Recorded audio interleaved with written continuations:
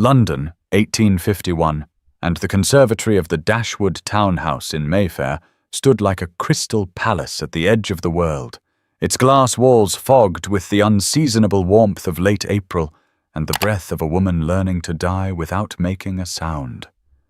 Lady Emmeline Dashwood pressed her hand against her mouth with such force that her teeth cut into the soft flesh of her lower lip, the taste of copper blooming on her tongue as tears streamed down her face in absolute silence, each drop falling like a stone into still water, making no ripple, no disturbance, no evidence of the catastrophe unfolding behind her ribs. She was 26 years old and had perfected this particular skill over 2 decades of careful training, the art of weeping without sound, without movement, without any outward sign that might disturb the perfect surface of propriety that her mother demanded like other women demanded tea at 4 o'clock. Through the glass walls that surrounded her like a fishbowl on display, she could see the garden below where her betrothed, Viscount Edmund Whitmore, had his mouth pressed against the lips of her cousin Lydia, his hand tangled in those golden curls that Emmeline had always secretly envied, their bodies pressed together beneath the ancient oak tree with an urgency that spoke of practice, of repetition, of a passion that had clearly existed long before this moment. The candlelight from the ballroom behind her cast dancing shadows across the conservatory floor, illuminating her mother's prize orchids that surrounded Emmeline like beautiful prisoners. Exotic blooms imported from the far reaches of the empire, each one requiring such perfect conditions to survive. Too much heat, and they withered. Too much cold, and they died, never allowed to simply exist without constant vigilance and control. The scent of jasmine hung in the air, thick and cloying, sickly sweet in a way that made her stomach turn, and she knew with terrible certainty that she would never smell that particular fragrance again without remembering this exact moment, this precise configuration of pain. Her other hand gripped the iron frame of the conservatory door, knuckles white against the dark metal, holding herself upright through sheer force of will, because ladies of quality did not collapse, did not swoon, did not make unseemly displays of emotion even when their entire future crumbled before their eyes like sand castles before the tide. Edmund's voice drifted up through the open window, clear and unconcerned, speaking words that carved themselves into her memory with the precision of a surgeon's blade. "Emmeline is biddable and rich," he said to Lydia, his tone conversational, as if discussing the weather or the quality of the wine being served inside. "You are beautiful and exciting. Why should I not have both?" The casual cruelty of it stole what little breath Emmeline had managed to retain, and she watched as Lydia laughed, that tinkling sound that men always found, so charming, watched as her cousin, her own blood, looked up at Edmund with adoration and asked, "When we marry, will you still keep me?" Edmund's response came quickly, practiced, as though he had considered this question before. "Marriage to Emmeline is a business arrangement," he said, brushing a golden curl from Lydia's face with a tenderness he had never once shown his intended bride. "You are my pleasure." Inside the ballroom, guests laughed and toasted, celebrating an engagement that Emmeline now understood was nothing more than a financial transaction, her worth measured not in her accomplishments or character, but in the size of her dowry and the desperation of her family's debts. She could hear them through the walls, the cream of London society, toasting her happiness, congratulating her mother on such an advantageous match, never knowing that the bride stood mere feet away, dying silently while they drank champagne and gossiped about other people's misfortunes. This was not the first time Edmund had humiliated her, Emmeline realized with a clarity that felt like ice water in her veins, but it was the first time she had witnessed it so directly, so undeniably, without the buffer of rumor or the softening lens of her own desperate hope that he might somehow transform into the husband she deserved. For months, she had heard whispers about his visits to certain establishments, about late nights at gambling hells, about debts that mounted faster than his allowance could cover, but her mother had dismissed such concerns with a wave of her hand, insisting that all young men sowed wild oats before settling into marriage, that Emmeline's role was to provide stability and respectability while turning a blind eye to masculine indiscretions that were, after all, simply the natural order of things. A memory flashed through her mind with the violence of lightning, bright and painful and impossible to ignore. Herself at 8 years old, standing beside her father's grave as rain poured down and grief tore through her small body like a physical force, the sound of her own wailing echoing across the cemetery until her mother's hand cracked across her face hard enough to knock her sideways, the sharp command cutting through her tears. "Dashwoods do not wail like common servants," her mother had hissed, gripping Emmeline's arm hard enough to bruise. "You will be silent, you will be still, and you will comport yourself with the dignity befitting your station." The lesson had been reinforced again and again throughout her childhood, each display of emotion met with punishment, each tear earning disapproval, until Emmeline learned to swallow her feelings like bitter medicine, to compress her pain into something small and manageable that could be hidden away where no one would ever have to acknowledge its existence. "Breathe," she told herself now, the internal mantra automatic after so many years of practice. Silent. Still. No one must know. Her chest heaved with suppressed anguish, her entire body trembling with the effort of containing the scream that wanted to tear itself from her throat. But no sound emerged, not even a whimper, because she had been so thoroughly trained in the art of suffering quietly that it had become as natural as breathing. The fog on the conservatory glass grew thicker with each silent sob, her breath creating clouds of condensation that obscured the garden scene below, a small mercy that allowed her to finally close her eyes without seeing the ongoing embrace, though the image was already burned into her mind with perfect clarity. She had spent her entire life preparing for this marriage, had molded herself into exactly the sort of wife a man like Edmund Whitmore would need, accomplished in all the appropriate arts, fluent in French and Italian, able to manage a household with efficiency and grace, trained in watercolors and pianoforte, and the precise gradations of courtesy required by every possible social situation. And yet none of it mattered, because she was not young enough, not beautiful enough, not exciting enough to inspire the sort of passion that Edmund reserved for women like Lydia. The orchids surrounding her seemed to mock her with their fragile beauty, each bloom perfect and precisely maintained, just as she had been groomed and cultivated for this singular purpose, to be a decoration in some man's house, valuable only as long as she remained beautiful and quiet and required nothing that might inconvenience the people around her. Her lip continued to bleed where her teeth had broken the skin, a tiny rebellion of the body against the iron control she maintained over everything else. And she tasted salt mixing with copper as tears ran into her mouth, evidence of her weakness that she quickly swallowed down, erasing the proof of her pain as thoroughly as she erased the sound of it. Beyond the conservatory walls, the party continued in blissful ignorance, her mother holding court in the ballroom, no doubt regaling guests with stories of the advantageous match she had secured for her difficult daughter, the one who read too much and thought too much, and had never quite mastered the art of simpering charm that came so naturally to girls like Lydia.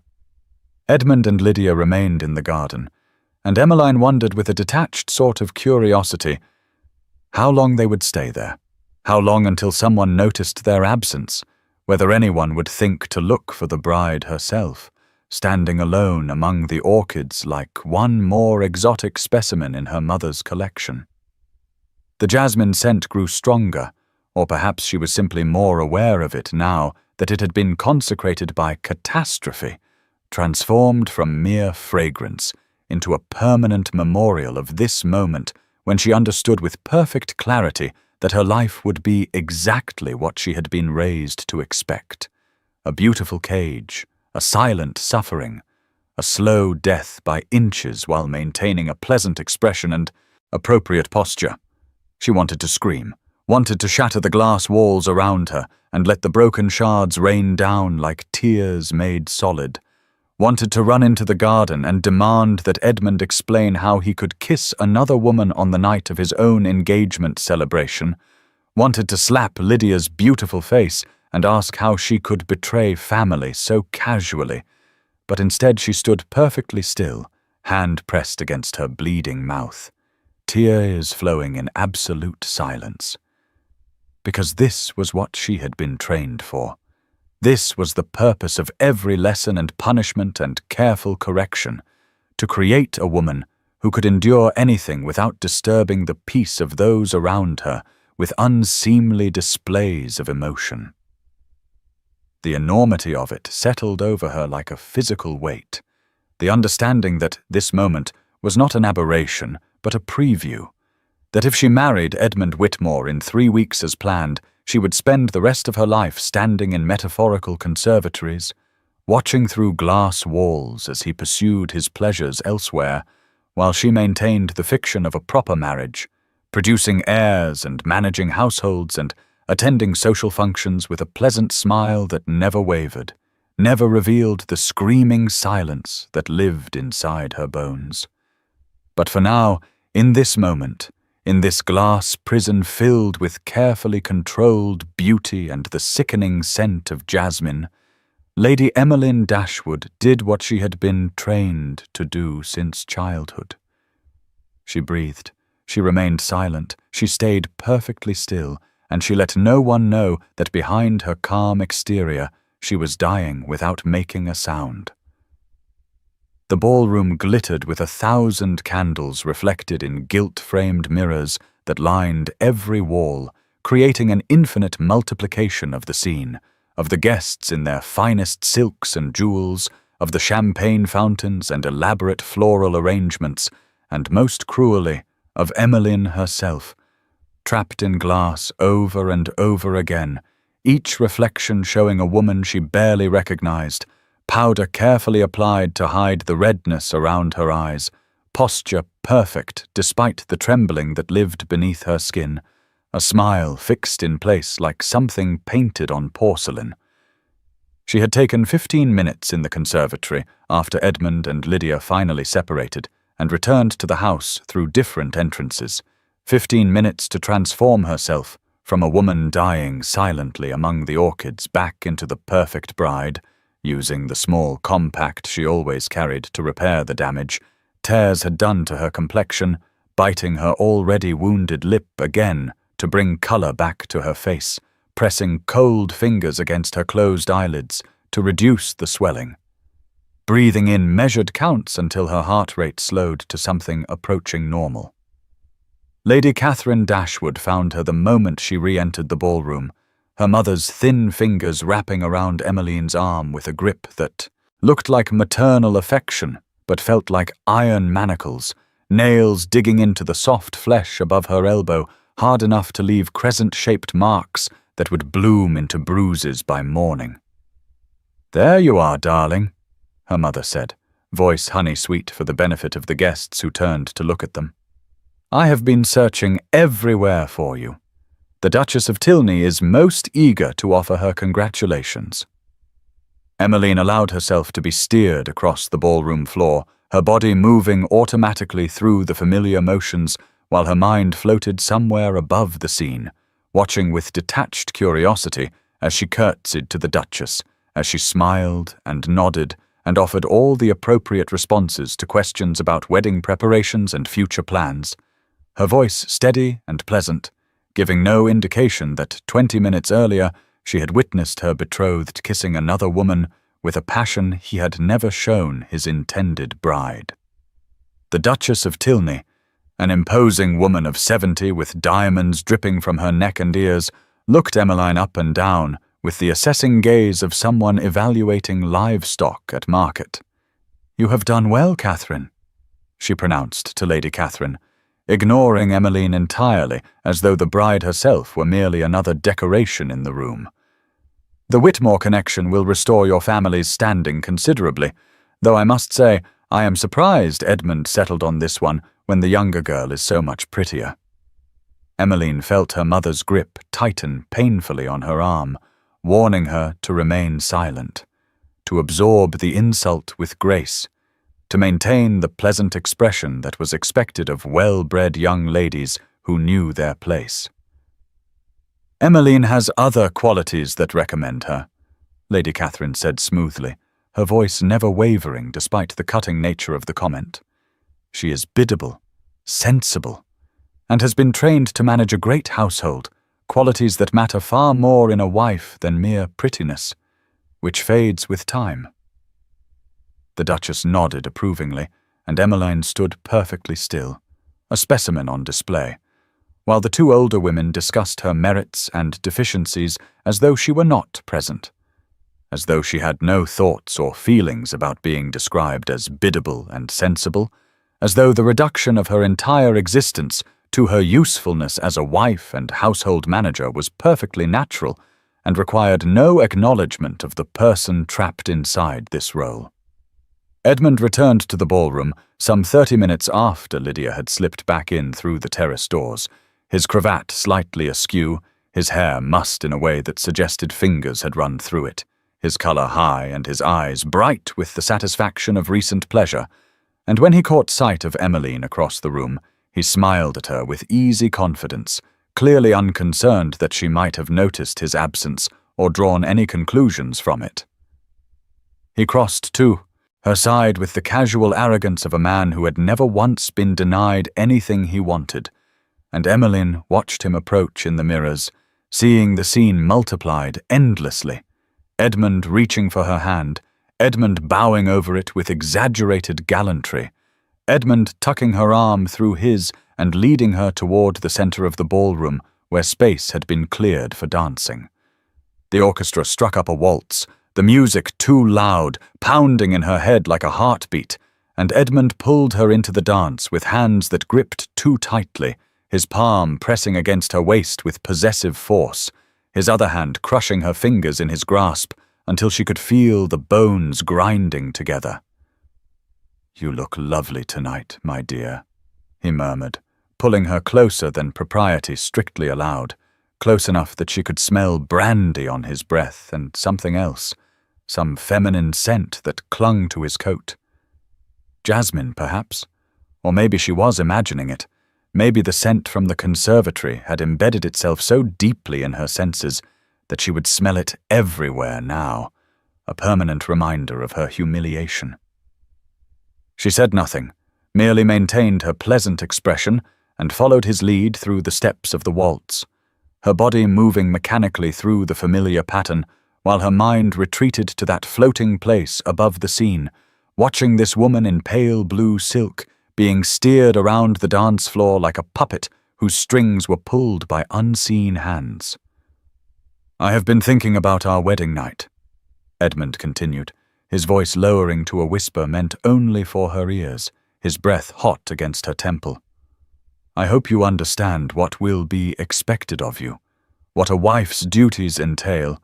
I trust your mother has explained the particulars, though I find the innocent ones often require more forceful instruction." His hand slid lower on her waist, skating the edge of impropriety, and Emmeline felt tears gathering behind her eyes again, hot and unwelcome, but she blinked them back, breathed through the tightness in her chest, kept her smile fixed in place because crying would draw attention, and attention would displease her mother, and displeasing her mother would result in consequences she had learned long ago to avoid. "I am sure everything will be as it should be," she replied, her voice perfectly modulated, giving away nothing of the horror and disgust churning in her stomach at his crude implications. At the promise of violation disguised as marital rights. Edmund seemed pleased by her response, by her compliance, by the absolute certainty that she would accept whatever he chose to do to her without complaint or resistance. And he pulled her even closer, close enough that she could feel the heat of his body through the layers of fabric separating them, close enough that anyone watching would note the intimacy and smile approvingly at the evident passion between the engaged couple. As they turned past one of the large mirrors, Emmeline caught sight of her own face and was startled by what she saw. The pleasant smile was still in place, perfect and practiced, but beneath her lowered lashes, tears had leaked silently down her powdered cheeks, twin trails of moisture catching the candlelight as they fell. The Duchess of Tilney, standing at the edge of the dance floor, noticed the tears and leaned toward her companion with a sentimental smile. "Look at the dear girl," she said loudly enough for those nearby to hear, "so overcome with joy that she weeps. How touching to see a bride so affected by her good fortune." Emmeline heard the comment and felt something crack inside her chest, some fragile thing that had been holding her together through sheer force of will. But her feet continued to move through the waltz. Her posture remained perfect. Her expression never wavered, because she had been trained too well, conditioned too thoroughly to break down simply because her heart was shattering into pieces too small to ever reassemble. The waltz ended, and Edmund led her from the floor toward a small raised platform at the far end of the ballroom where a quartet played between dances, and with growing dread, Emmeline realized what was about to happen. Realized that Edmund intended to make some sort of announcement, though he had not consulted her, had not asked her preference, had simply decided as he decided everything, with the absolute confidence of a man who had never once considered that a woman might have opinions worth considering. He raised his hand for silence, and the room gradually quieted, hundreds of faces turning toward them with curiosity and anticipation, and Emmeline stood beside him, her hand still trapped in his crushing grip, her face composed into pleasant attention, while her mind screamed soundlessly behind the mask. "My dear friends," Edmund began, his voice carrying easily across the now silent ballroom, "I am delighted to announce that Lady Emmeline Dashwood has done me the great honor of accepting my proposal of marriage, and I am further pleased to announce that the wedding will take place 3 weeks hence, on the 22nd of May, at St. George's in Hanover Square." A murmur of surprise rippled through the crowd, 3 weeks being unusually short, even by the standards of the day, suggesting either unseemly haste or impending financial necessity. But Edmund pressed on, undeterred by the whispers. "I find I cannot wait a moment longer than necessary to make this remarkable woman my wife," he said, the lie so smooth and practiced that Emmeline almost believed he meant it, almost forgot that less than an hour ago he had been kissing her cousin in the garden while describing their impending marriage as merely a business arrangement. She knew the real reason for the haste, had overheard her mother discussing it with the family solicitor just last week. The Dashwood debts were more severe than Emmeline had realized, creditors were circling, and the marriage settlement from the Whitmore family was desperately needed to stave off complete financial ruin. 3 weeks was not romance, but survival, not passion, but panic, not choice, but necessity. The guests applauded politely, and Edmund turned to her, clearly expecting some response, some pretty speech about her happiness and gratitude. And Emmeline felt every eye in the room fixed upon her, felt the weight of expectation pressing down like a physical force, felt her mother's iron grip still on her arm, warning her wordlessly to perform her role perfectly, to seal this arrangement with appropriate sentiment, to make no trouble. She curtsied deeply, the movement automatic after years of training, and when she rose, her voice emerged steady and clear, carrying across the silent ballroom with perfect diction. "I am most sensible of the honor Lord Whitmore does me," she said, the words emerging as though from someone else's mouth, some other woman who was not dying inside this beautiful dress. And I accept with gratitude the arrangement our families have made. I trust that I shall endeavor to be a credit to his name and fulfill all duties expected of me as his wife." It was a speech calculated to please everyone, appropriately humble, properly deferential, giving no hint of reluctance or despair. And indeed the guests seemed satisfied, applauding again with more enthusiasm now that the bride had publicly accepted her fate. Lady Catherine beamed with triumph, Edmund looked smugly satisfied, and Emmeline stood perfectly still, smiling pleasantly, while something inside her withered and died.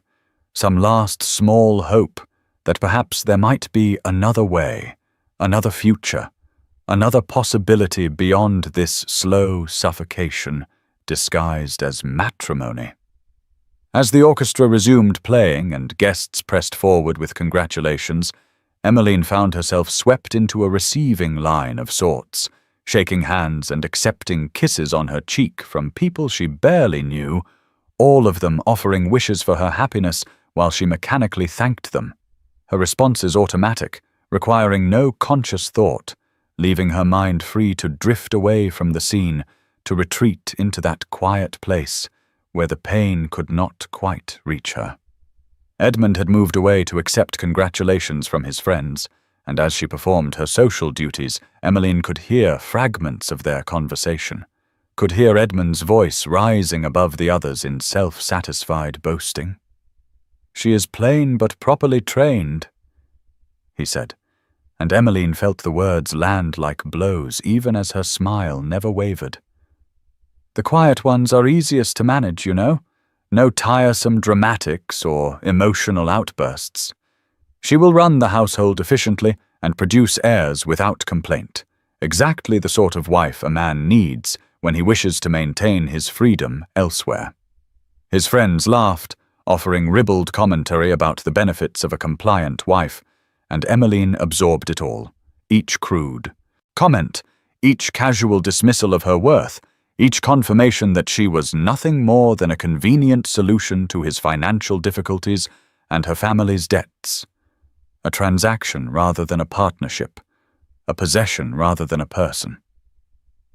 The evening stretched on endlessly, hours passing in a blur of champagne toasts and congratulatory speeches, and through it all, Emmeline maintained her composure, her pleasant expression never slipping, her voice never betraying the screaming silence inside her, until finally, mercifully, she was able to excuse herself to the ladies' retiring room, claiming a need to refresh her appearance before the final hour of dancing.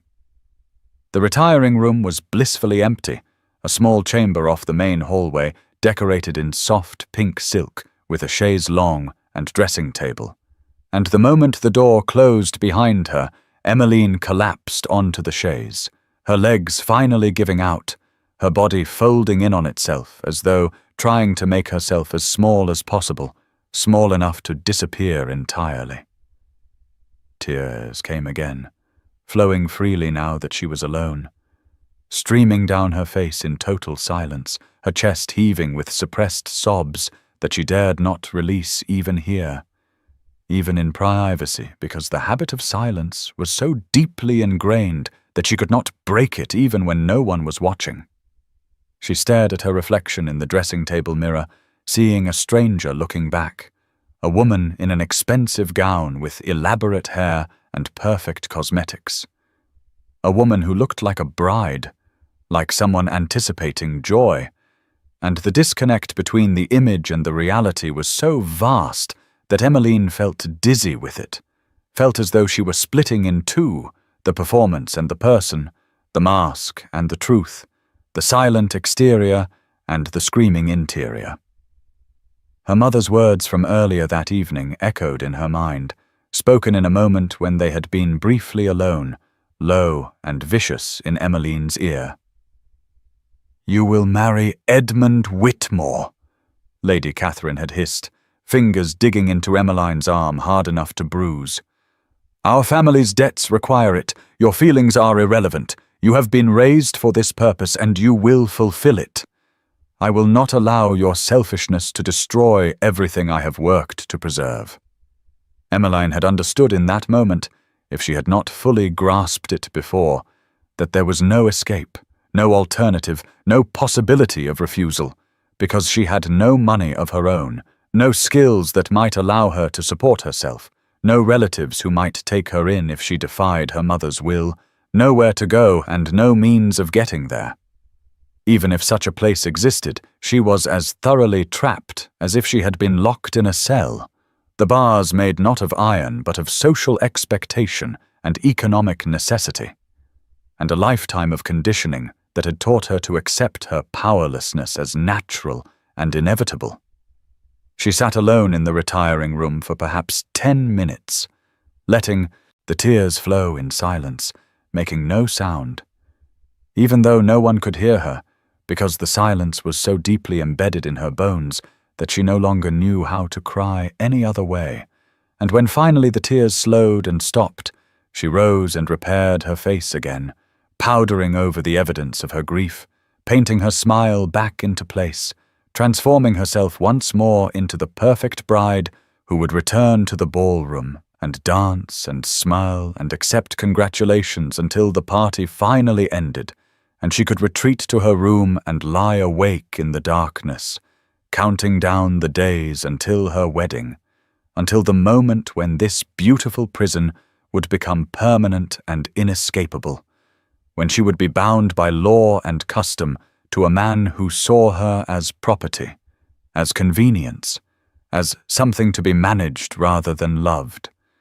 And there would be no more conservatory escapes, no more moments of private grief, only an endless performance of contentment while she died by inches, silently, invisibly, exactly as she had been trained. The first pale fingers of dawn were just beginning to reach through the tall windows of the Dashwood Library when Emmeline slipped through its heavy oak door, closing it softly behind her, as though afraid to disturb the sleeping books that lined the walls from floor to ceiling, their leather spines gleaming in the growing light, like 1,000 patient friends waiting to offer comfort that humans had failed to provide. She had not slept at all after the engagement party finally ended near midnight, had lain in her bed staring at the canopy above her while her mind replayed every humiliation of the evening in excruciating detail, Edmund's hands gripping too tightly during their waltz, his crude whispers about her wedding night, the casual cruelty of his conversation with friends where he described her as plain but properly trained, easy to manage, a convenient wife who would not interfere with his pursuit of pleasure elsewhere, and beneath it all, the image of him kissing Lydia in the garden. The passion in that embrace throwing into sharp relief the complete absence of any such feeling in his interactions with his intended bride. The library had always been her refuge, the one room in the sprawling Mayfair townhouse where she was allowed something approaching privacy, where her mother rarely ventured because Lady Catherine considered reading beyond the occasional novel a waste of time that might give a young woman inappropriate ideas about her place in the world. Here, surrounded by the smell of leather and paper and dust, by the weight of knowledge accumulated over centuries, Emmeline could breathe more freely than anywhere else, could allow her mind to wander beyond the narrow confines of what was considered appropriate for a lady of quality, could lose herself in worlds and ideas that had nothing to do with managing households or pleasing husbands or maintaining the sort of pleasant, undemanding presence that men, like Edmund, required in their wives. She had chosen a seat in the window alcove where morning light was just beginning to stream through the glass, illuminating the dust motes that danced in the air like tiny stars, and she had pulled from the shelf one of her secret treasures, a medical text on human anatomy that she had hidden behind a row of poetry volumes years ago, knowing her mother would confiscate it if discovered, would lecture her about the unseemliness of a young lady studying the physical workings of the body, particularly the sections dealing with male and female differences that were considered far too indelicate for unmarried women to contemplate. This morning she had opened the book to the section on the human ear, fascinated as always by the intricate machinery of hearing, the way sound waves travelled through air and vibrated against the eardrum, setting in motion a chain of tiny bones with names like poetry, malleus, incus, stapes, hammer, anvil, stirrup, each one smaller than a grain of rice, yet essential to the miracle of hearing, the way these vibrations were then translated into electrical signals that the brain could interpret as music or speech or the rustle of wind through leaves. As she read, tears began to fall again. Silently as always, dropping onto the pages before her and blurring the careful anatomical drawings, but she made no move to wipe them away, allowed them to flow freely for the first time since the conservatory, since witnessing Edmund's betrayal, since understanding with perfect clarity that her future held nothing but a lifetime of silent suffering, of swallowing her feelings, of dying by inches while maintaining a pleasant expression that gave no hint of the screaming that lived inside her bones. She did not hear the library door open, lost as she was in her reading and her grief, did not notice the tall figure that entered until a shadow fell across her book, and she looked up with a start to find a man standing before her, his dark hair slightly dishevelled from the morning wind, his grey eyes studying her face with an intensity that should have been unsettling but somehow was not, his expression one of concern rather than the polite indifference she was accustomed to seeing in men's faces when they looked at her. He was perhaps 32 years old, with strong features that missed being handsome by a narrow margin, but possessed something more interesting than mere beauty, a quality of presence and attention that made him seem more real, more solid than the parade of eligible bachelors she had been introduced to over the years, men who looked through her rather than at her, who saw only her dowry and her family name, and her suitability as a decorative addition to their households. The man made no sound as he approached, moving with a careful deliberation that she would later understand was characteristic of someone who could not hear his own footsteps, could not gauge the noise he made in the world, and he stopped perhaps 3 feet from where she sat, frozen in the window alcove, her anatomy book still open on her lap, tears still streaming down her face, though she had made no sound, had given no outward indication of distress beyond the moisture on her cheeks that caught the morning light like crystal.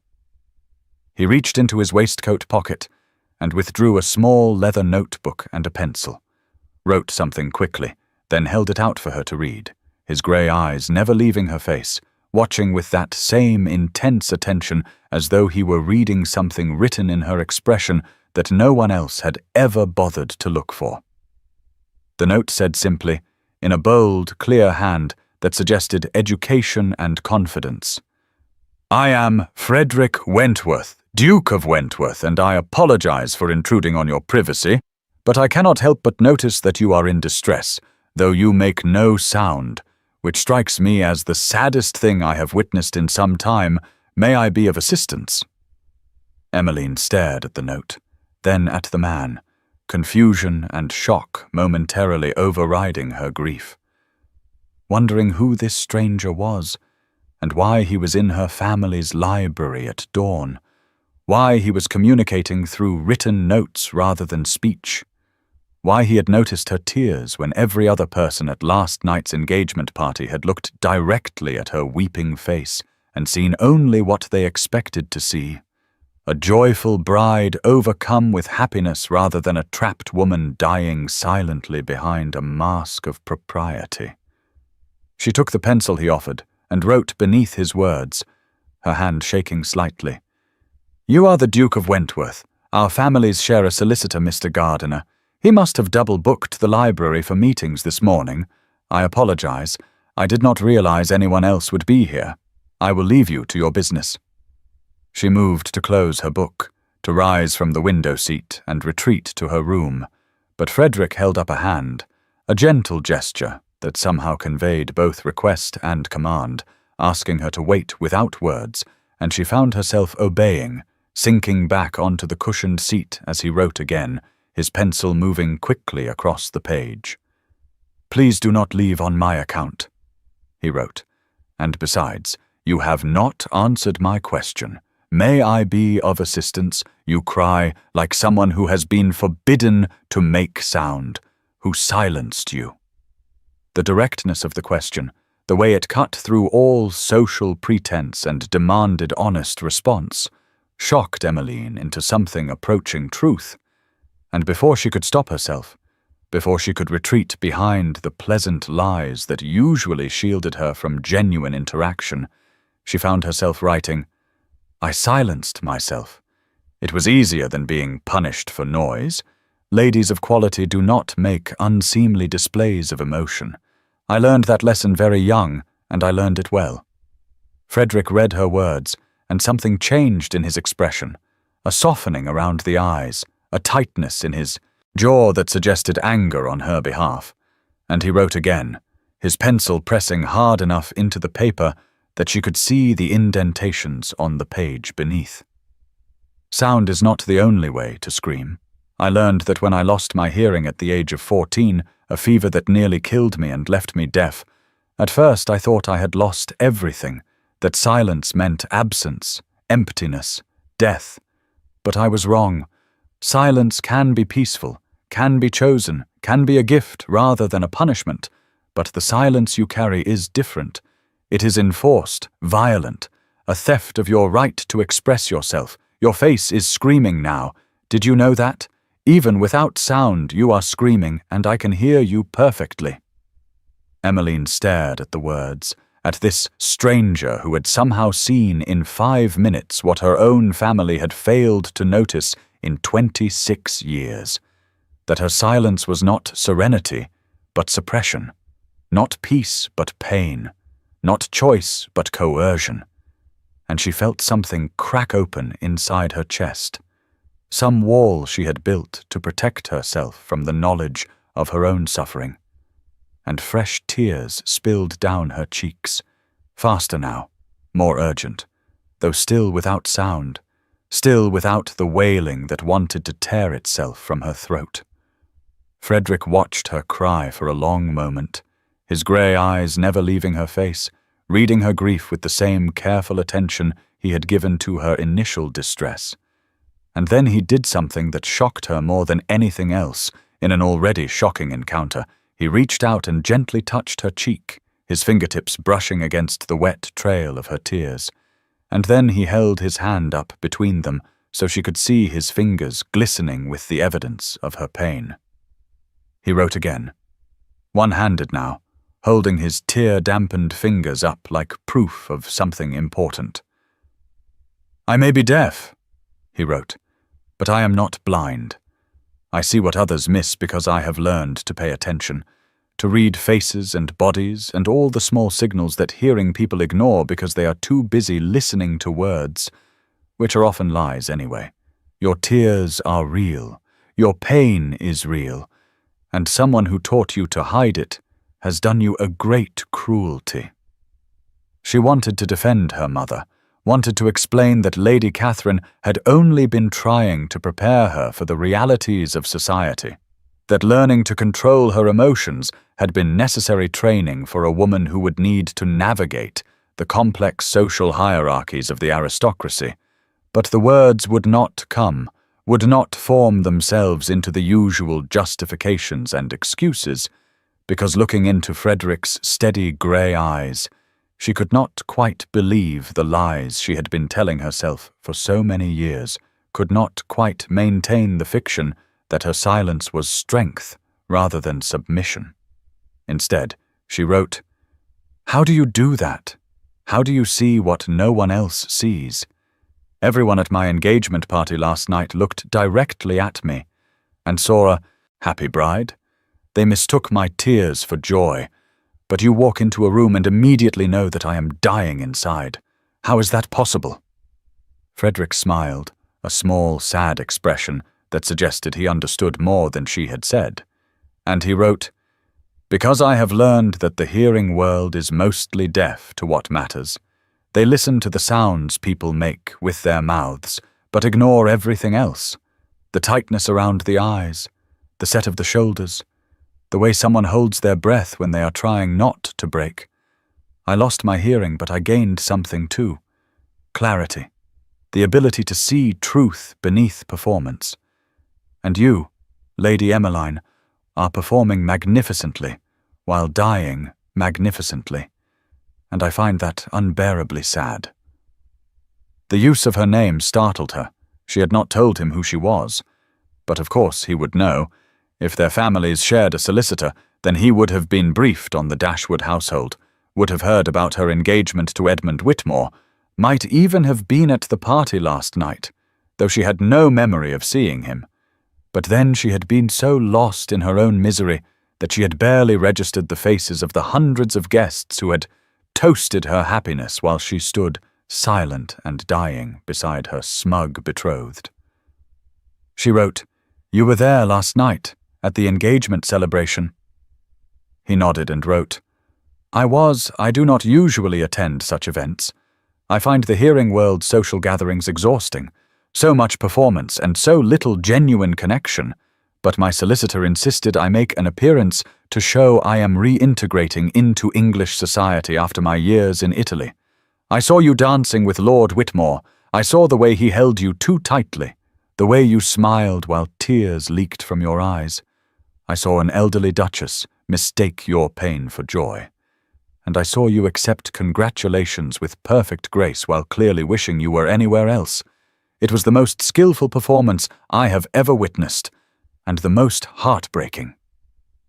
Emmeline felt exposed in a way she had never experienced before, seen in a way that should have terrified her, but somehow felt like relief, like finally being able to set down a burden she had been carrying alone for so long that she had forgotten it was even there, had mistaken its weight for the natural state of being, had believed that everyone walked through life with this same crushing pressure on their chest, this same inability to breathe freely.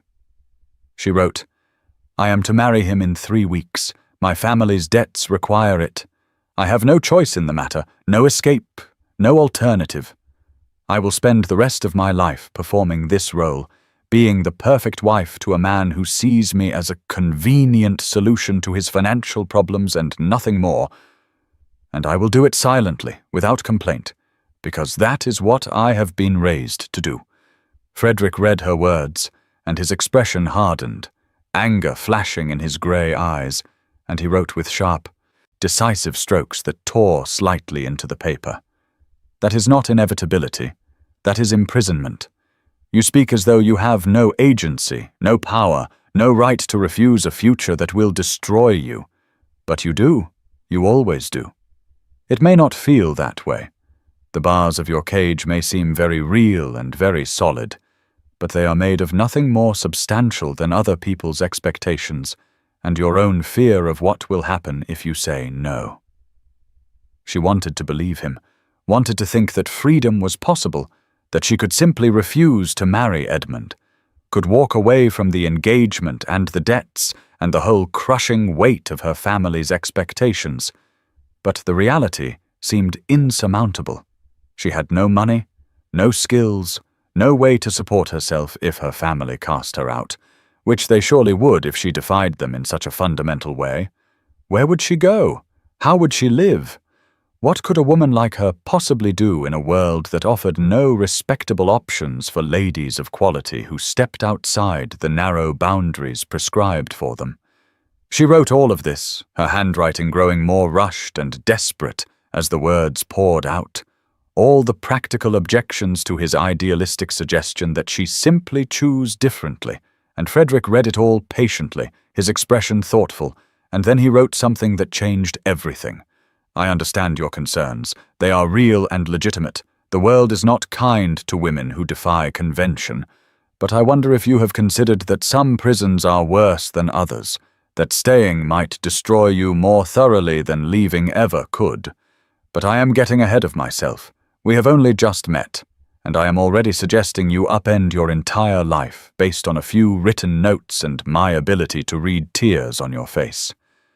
Forgive my presumption." He paused, studying her face again with that intense attention. And then he wrote, "I have a proposal, if you will permit it. I come to this library every morning at dawn. It is the only time I can be certain of quiet and solitude, which I require for the work I am doing, translating medical texts from Italian into English, a project that keeps me occupied and gives me purpose beyond simply being a duke. I would be honored if you would join me here. We could continue this conversation.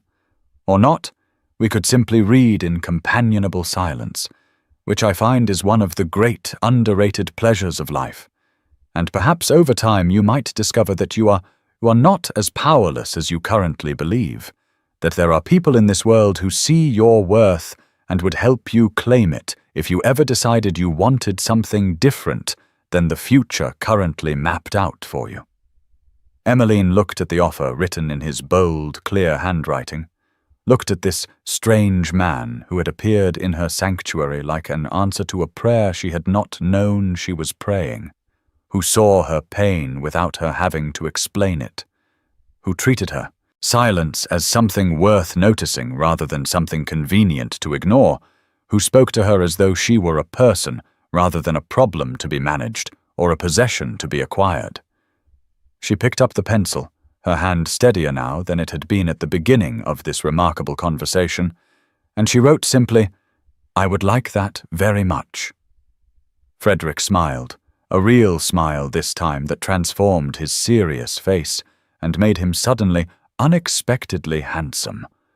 And he pulled a clean handkerchief from his pocket, monogrammed with a ducal crest, and handed it to her without ceremony, gesturing to her tear-stained face with a matter-of-fact kindness that suggested he saw nothing shameful in her tears, nothing that required apology or explanation.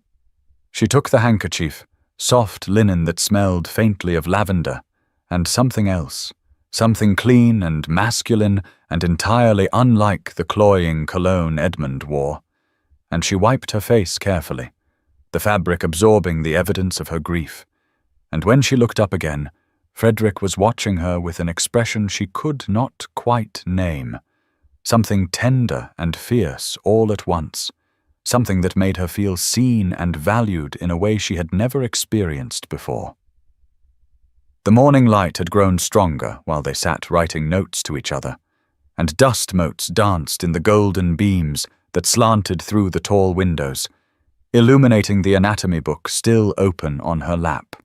And Frederick glanced down at it with evident interest, tilting his head to read the title, and then he looked at her with surprise and approval. "You study anatomy," he wrote. "That is unusual for a lady. Most would consider it indelicate." She felt heat rising to her cheeks, embarrassment at being discovered in her secret interest. But there was no judgment in his expression, only curiosity, and she found herself writing, "I am fascinated by how the body works, by the mechanical precision of it all. It seems wrong to live inside something and not understand its workings. But yes, my mother would be horrified if she knew. She already despairs of my unladylike interests, says I think too much and read too much and ask too many questions, that I should focus on watercolors and pianoforte and all the ornamental accomplishments that make a woman marriageable." Frederick's response was immediate and emphatic. "Your mother is wrong. A mind is not something to be decorative. It is something to be developed and challenged and used. In Italy I met many educated women, doctors and scholars and artists. The world is changing even if English society pretends otherwise. Your fascination with anatomy is not a flaw to be corrected, but a strength to be celebrated. Never apologize for being intelligent. It is the only quality that matters in the end." Emmeline felt something bloom in her chest, warm and unfamiliar, something that might have been hope or might have been recognition, the sense that she was not alone in her isolation, that there existed in the world at least one person who did not think her interests were strange or inappropriate, who valued her mind as much as her ability to pour tea and make pleasant conversation, and for the first time since witnessing Edmund's betrayal in the garden, she felt something other than despair, felt the first tentative stirring of possibility, the idea that perhaps there were other ways to live, other futures to inhabit, other versions of herself that did not require silence and submission, and the slow death of everything that made her who she was. The library became their world, a sanctuary that existed outside the normal rules and expectations of society, where for 2 precious hours each dawn Emmeline could shed the performance of being the perfect bride and simply exist as herself, whoever that might be beneath the layers of conditioning and control that had shaped her since childhood. Frederick arrived precisely at sunrise each morning, his footsteps silent on the thick carpet, though she had learned to watch for the way the door opened slowly, carefully, as though he were conscious of not startling her, even though he could not hear the creak of hinges that might have warned of his approach.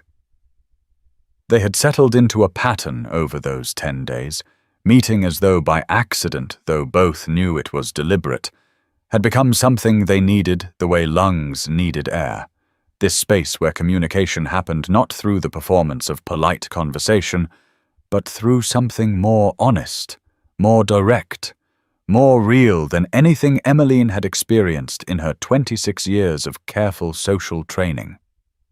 Frederick had begun teaching her to sign on the 3rd morning, explaining through written notes that there existed in London a thriving community of deaf people who had developed their own language, a visual tongue as complex and nuanced as any spoken one, capable of expressing everything from simple requests to complex philosophical arguments, poetry to rage to tenderness, all through the movement of hands and the expressions of face and body. He had shown her the sign for hello, hands moving from forehead outward in a gesture that looked like tipping a hat, had guided her fingers into the right shape for thank you. Hand moving from lips outward like blowing a kiss, had patiently corrected her when she formed the signs clumsily, his hands warm and gentle on hers, positioning her fingers with a care that made her acutely aware of every point of contact between his skin and hers. The process of learning required touch in a way that nothing in her previous life had prepared her for. Frederick would place his hands over hers to demonstrate the proper movement, or cup her chin to angle her face so she could see his lips forming words she was learning to read, or rest his palm against her throat to feel the vibrations when she attempted to make sounds. Small noises that escaped her despite years of training in silence, gasps of surprise when she finally understood a sign, sighs of frustration when her fingers would not cooperate, tiny laughs that felt foreign in her throat, as though they belonged to someone else, some other woman who had not forgotten how to express joy. She had been reluctant at first to make any sound at all, the prohibition against noise so deeply embedded that even here, in privacy, with someone who could not hear her, she found herself swallowing her responses, keeping everything locked inside.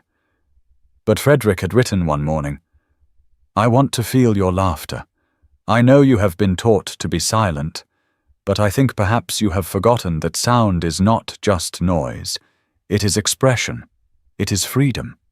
It is proof that you exist as something more than a decoration in someone else's life. Will you try, for me, to make a sound? Any sound?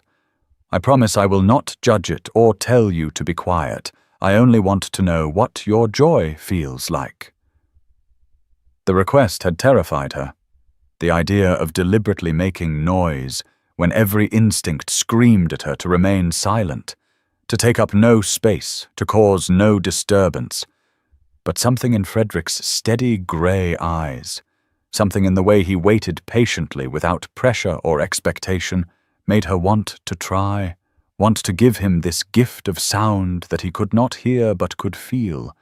And so she had allowed herself a small laugh, barely more than an exhalation, when he showed her a particularly absurd sign combination that meant something entirely different from what she had expected, and his face had lit with such genuine delight when he felt the vibration under his palm that she had felt something crack open inside her chest, some tight, frozen thing beginning to thaw.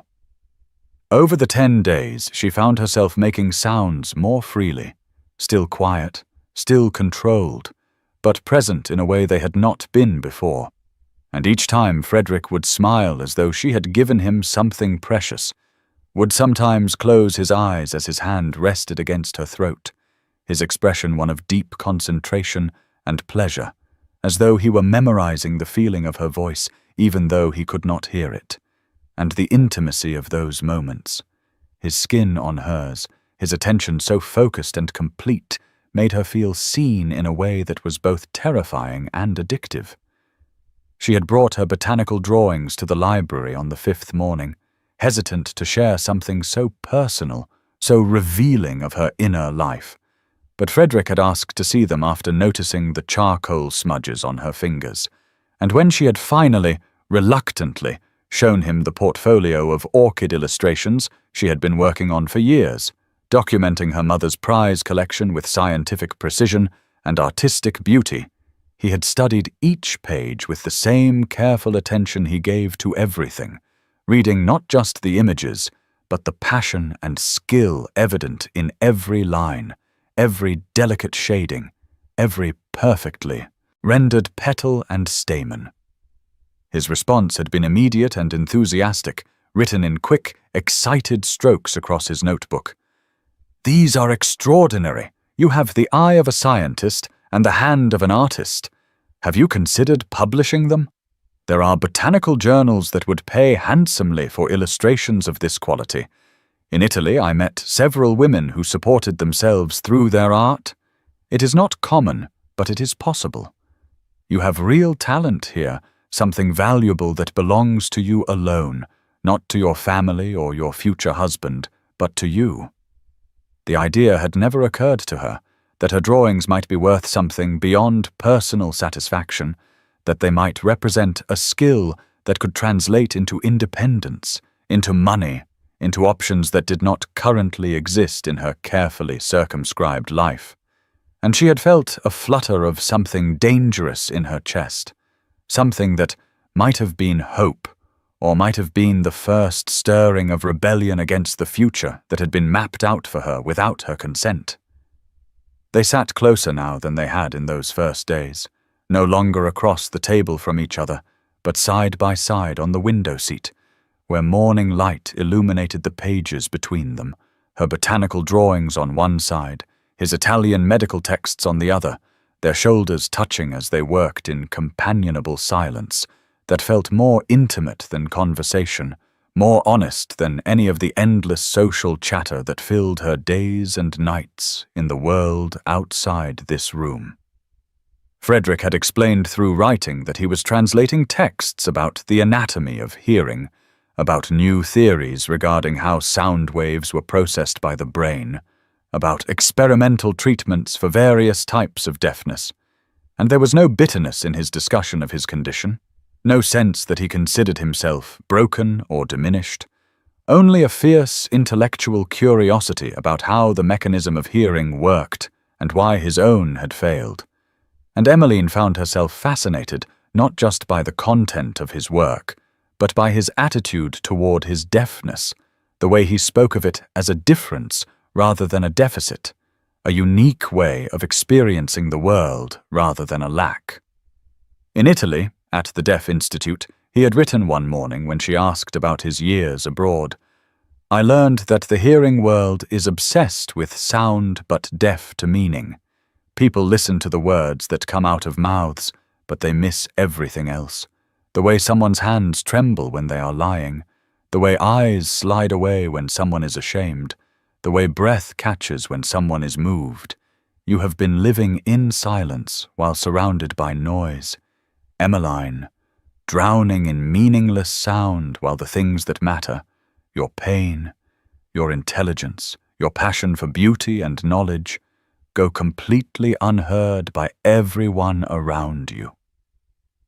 The observation had struck her with the force of revelation, the understanding that her silence was not the problem, that the real issue was that no one had bothered to listen to anything beyond the surface performance, that she had been screaming for years, and no one had noticed because she had learned to scream without making sound, had learned to suffer beautifully and quietly, and therefore invisibly. And Frederick was the first person who had looked closely enough to see the screaming, who had paid attention to what mattered rather than what was convenient to notice. On the 8th morning, with her wedding now just 2 weeks away, Emmeline had arrived at the library with red eyes from another sleepless night spent contemplating her approaching marriage, another evening enduring Edmund's company at a dinner party where he had spent the meal, flirting with other women while she sat silent and smiling, performing the role of content bride while dying inside. And when Frederick had taken one look at her face and immediately pulled out his notebook to write, "What has happened?" She had felt the familiar tears gathering, but had tried to blink them back, to maintain her composure even here, even with him. He had written again, more insistently, "Please do not hide from me. I can see that you are in pain. Talk to me, or write to me, or sign to me if you prefer. But do not perform for me the way you perform for everyone else. I want the real Emmeline, not the one who has been trained to swallow her feelings." She had taken the pencil with shaking hands and written, "I am to be married in 2 weeks. I should not be here. I should not be spending my mornings with you, learning to sign, learning to make sounds, learning to imagine that there might be other ways to live. It only makes everything harder, makes the cage I am walking into more obvious, more unbearable. Perhaps it would be better if we stopped these meetings, if I simply accepted my fate without this taste of what freedom might feel like." Frederick had read her words, and something fierce had flashed in his grey eyes, and he had written back with sharp, decisive strokes. "Is that what you want? To stop meeting? To go back to suffering alone? To marry a man who sees you as property and spend the rest of your life performing contentment while screaming silently inside? Is that truly what you want? Or is it what you have been taught to want? What you believe you deserve? What seems safer than imagining you might choose differently?" She had stared at the question, at the challenge implicit in it, and then he had written again, just 3 words that cut through all her defenses, all her careful rationalizations, all her resigned acceptance of her fate. "Are you happy?" No one had ever asked her that. Not once in her entire life had anyone inquired whether she was happy, whether her feelings mattered, whether the future being arranged for her was one she actually wanted, and the question unlocked something inside her, something she had been holding back even in these meetings, even with Frederick, who had shown her nothing but kindness and respect and genuine interest in who she was beneath the performance, and she felt tears spilling down her cheeks, felt her throat tightening, felt words rising up that she had never spoken aloud, had barely admitted even to herself. "No," she had whispered, the word escaping as sound rather than remaining trapped in silence, the single syllable barely audible even to her own ears but present, real, spoken into existence. And Frederick's hand had immediately come up to rest against her throat, feeling the vibration of her voice, and his expression had transformed, had filled with such joy and triumph and tenderness that she had felt something fundamental shift inside her, some wall crumbling, some door opening that she had not known existed. He had written, "That is the first step, admitting the truth, saying no, making sound even when you have been taught that your voice does not matter. You said no, and I felt it, and it was beautiful. You are beautiful when you are honest, when you let yourself feel and express instead of swallowing everything.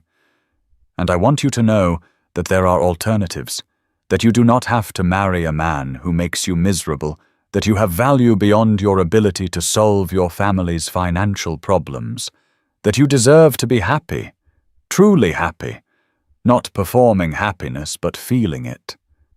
She had wanted to believe him, wanted to think that alternatives existed, but the practical realities seemed insurmountable, and she had written as much. her handwriting shaky with emotion. "I have no money, no way to support myself, nowhere to go. My family will disown me if I refuse this marriage, and even if they did not, society would never accept a woman who broke an engagement so close to the wedding date. I would be ruined, unmarriageable.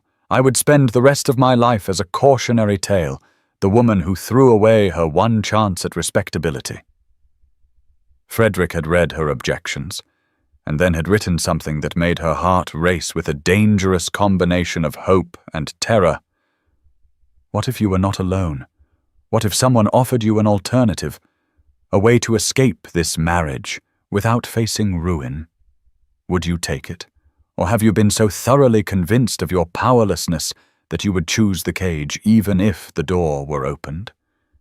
She had not known how to answer, had sat in silence, his hand still resting against her throat, feeling her rapid pulse, her shallow breathing, all the physical manifestations of the war being waged inside her between the training of a lifetime and the growing understanding that she did not have to accept the future being forced upon her, that she could choose differently, that Frederick was offering her something, though what exactly she was not yet certain, only that it involved freedom and risk in equal measure. On the 10th morning, just 12 days before her scheduled wedding, Frederick had arrived at the library with a large leather case that he set carefully on the table between them, and when Emmeline had looked at him questioningly, he had written, "I want to show you something. A world you do not know exists. A community of people who will help you understand that silence can be a choice rather than a punishment. Will you come with me this afternoon? I promise you will be perfectly safe, perfectly chaperoned, and perfectly amazed by what you see." She had hesitated, knowing that leaving the house without her mother's knowledge, without a proper chaperone, without a reasonable excuse, was dangerous, was the sort of behavior that could damage her reputation if discovered. But she had also known, with a certainty that surprised her, that she would say yes, that she would go with Frederick wherever he asked, because these morning meetings had awakened something in her, some part of herself that had been sleeping or suppressed for so long that she had forgotten it existed, and that newly awakened self wanted more than the library, wanted to see this world he described, wanted to understand what it meant to choose silence rather than have it enforced. "Yes," she had written, "I will come with you. Tell me when and where, and I will find a way." Frederick's smile had been brilliant, transformative, and he had reached out to take her hand, squeezing it gently before releasing it, a gesture of gratitude and excitement, and something else, something warmer that made her actly conscious of the space between their bodies, of the way his eyes seemed to see straight through to her core, of the fact that she had been married to Edmund in her mind for so long that she had forgotten what it felt like to be looked at with genuine appreciation, with desire that had nothing to do with her dowry or her family connections or her suitability as a decorative addition to someone's household. That afternoon, as promised, she had slipped out of the Dashwood townhouse, claiming a headache and a need for fresh air, had met Frederick at the corner where his carriage waited, plain and unmarked rather than bearing his ducal crest, and had allowed him to hand her inside, his touch lingering on her gloved fingers longer than strictly necessary, his grey eyes holding hers with an intensity that made her breath catch. As the carriage rolled through London streets toward whatever destination he had planned, Emmeline had found herself acutely aware of Frederick beside her, of the way their thighs touched on the narrow carriage seat, of the warmth of his body, of the way he watched her face rather than looking out the window, reading her excitement and nervousness, and growing anticipation as though she were one of the medical texts he studied, something fascinating and worth careful attention. She had signed to him, using the vocabulary he had taught her over the past days. "Where are we going?" And he had signed back, "To meet my family, not the one I was born into, but the one I chose, the People who taught me that being deaf was not a tragedy, but simply a different way of experiencing the world. And I think they will help you understand that the cage you live in is not inevitable, that there are other ways to be a woman in this world, other futures available to you if you are brave enough to claim them. The carriage had stopped before a large stone building in a part of London Emmeline did not recognize, and Frederick had helped her descend, had tucked her hand into the crook of his arm with a naturalness that suggested they had been walking together for years rather than days, and had led her through a heavy wooden door into a world she had never imagined existed. And as they crossed that threshold, Emmeline felt something fundamental shift inside her, felt the first real stirrings of the woman she might become if she could find the courage to step fully out of the silence that had been imposed upon her and into the chosen silence, the peaceful silence, the silence that was power rather than punishment, and Frederick's hand warm on hers felt like an anchor, like a promise, like the beginning of something that might save her life if she let it. The London Asylum for the Deaf and Dumb occupied a large Georgian building in Bermondsey, far from the fashionable squares of Mayfair where Emmeline had spent her entire life. And as the hired carriage rattled through increasingly unfamiliar streets, she felt equal parts anticipation and terror at what she was about to do, lying to her mother about a charitable visit to distribute alms to the deserving poor, when in truth she was travelling alone to meet Frederick at a place she had never been, to see a world she had only begun to understand through their dawn meetings in the library over the past 2 weeks. Lady Catherine had been suspicious of Emmeline's sudden interest in charity work, had questioned her closely about which organization she planned to visit, and who would be chaperoning such an expedition, but Emmeline had deployed her lifetime of training in pleasant deception, had smiled serenely and explained that Lady Beatrice Morland, a respectable widow known for her educational work among the unfortunate, would be present to ensure all proprieties were observed, which was technically true, even if the context was entirely different from what her mother imagined. The building itself looked institutional from the outside, all grey stone and barred windows that might have belonged to a prison or workhouse, but the moment Emmeline stepped through the heavy front door, she entered a world so different from anything she had ever experienced that she stood frozen in the entrance hall, overwhelmed by the sheer vitality of the scene before her.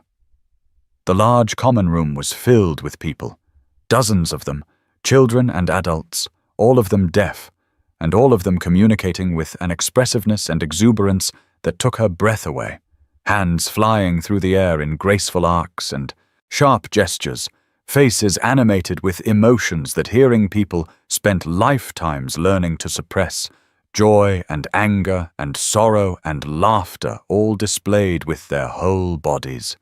Nothing hidden, nothing diminished, nothing forced into the narrow, acceptable range that polite society demanded. Frederick stood near the center of the room, surrounded by a group of children who were clearly telling him some story that required elaborate hand movements and exaggerated facial expressions, and he was laughing, actually laughing out loud without self-consciousness, a sound that hearing people might have found strange, or too loud, but that no one in this room could hear or cared about.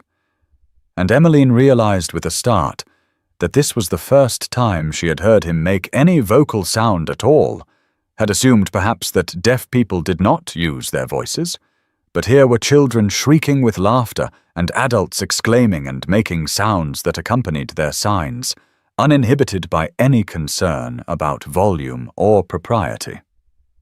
She must have made some noise herself, some small gasp of wonder or surprise, because several people turned to look at her, their faces openly curious rather than politely indifferent, and one small girl of perhaps 6 years old broke away from a group playing some elaborate game and ran directly up to Emmeline, studying her face with the same intense attention Frederick always showed, reading something in her expression that made the child's own face crumple with concern.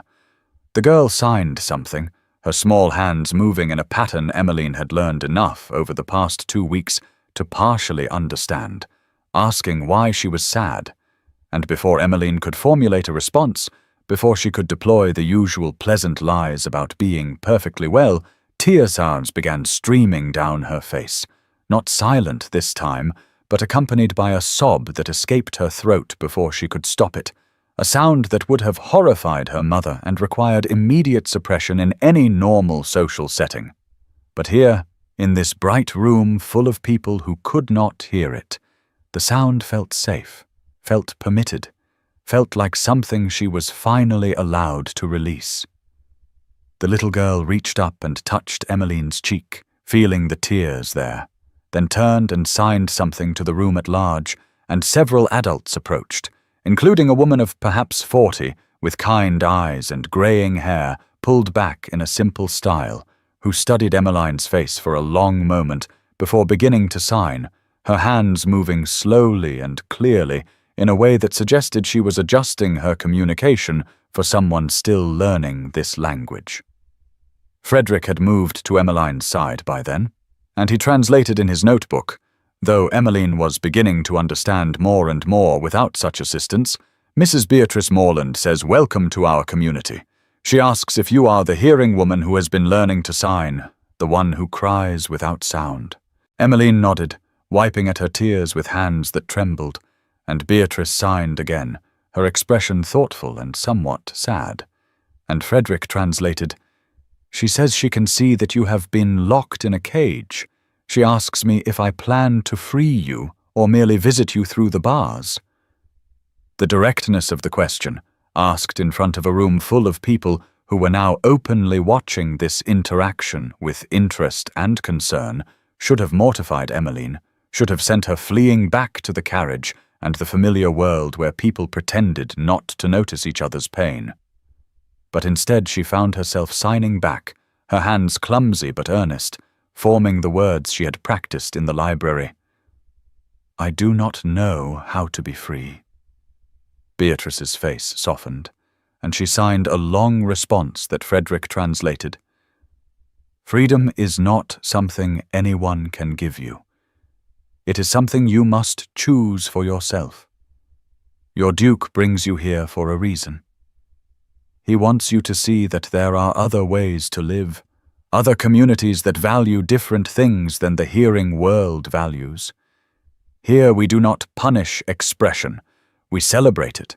We encourage our children to use their whole bodies to communicate, to show their feelings without shame, because for us, the body is language, movement is speech, and silence is only oppressive when it is forced upon you, rather than chosen by you." The children had returned to their games, though Emmeline noticed they kept glancing over at her with open curiosity, no pretense of polite disinterest, no social rule requiring them to ignore the crying woman in their midst.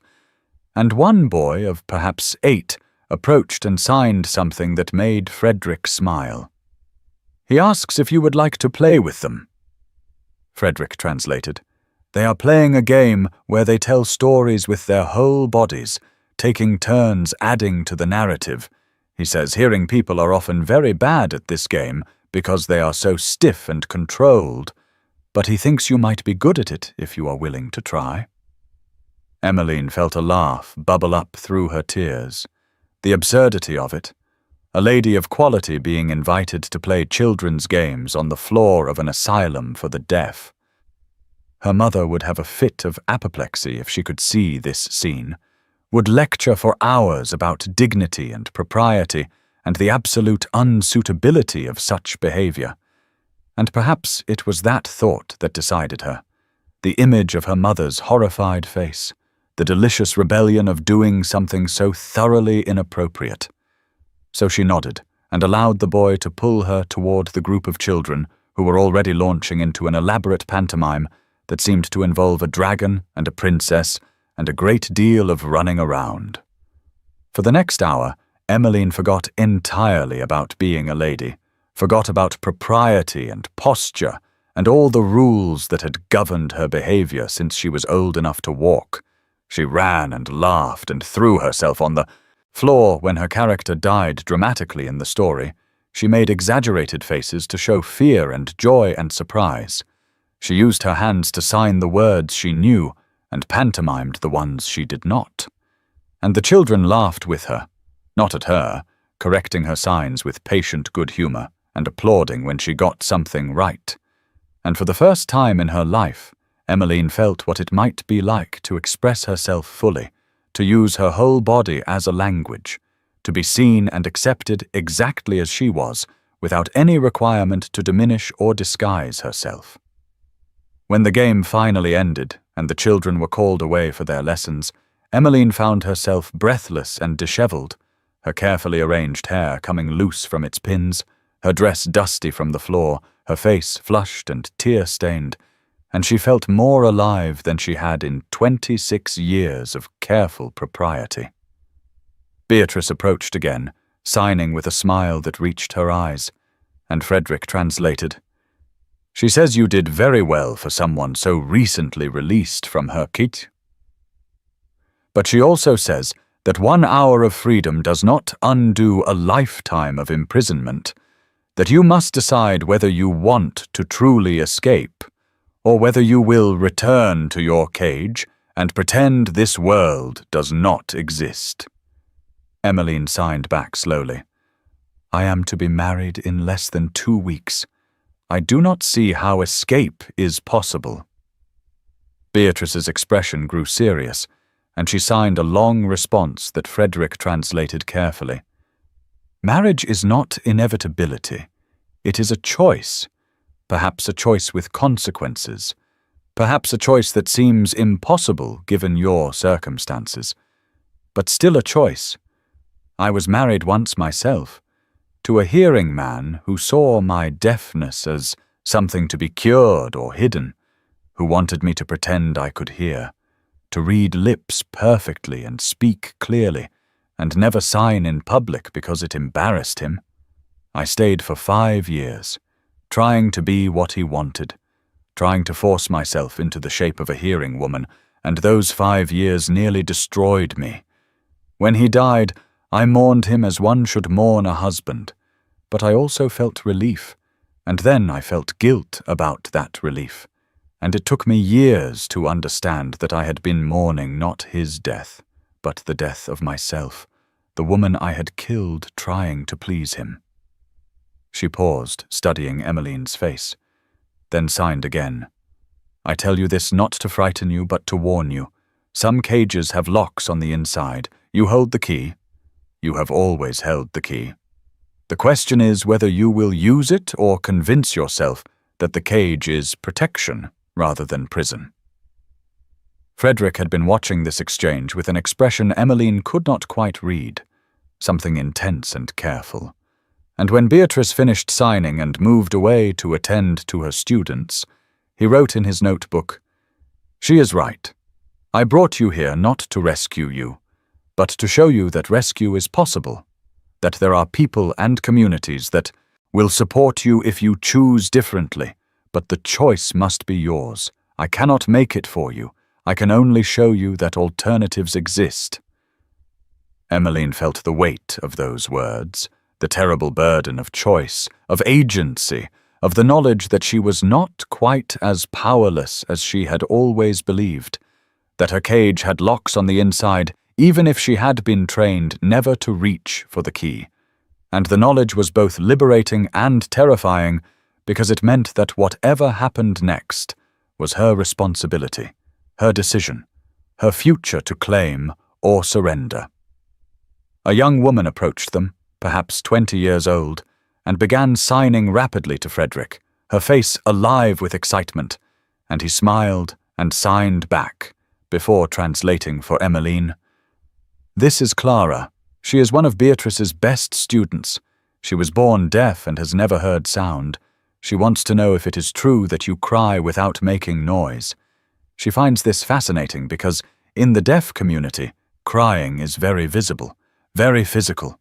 We shake and sob and wail without worrying about who hears us. The idea of silent tears strikes her as incredibly sad." Emmeline felt her eyes filling again, and she signed back as best she could. I was taught that making noise when crying was unseemly, that ladies should suffer quietly without disturbing others.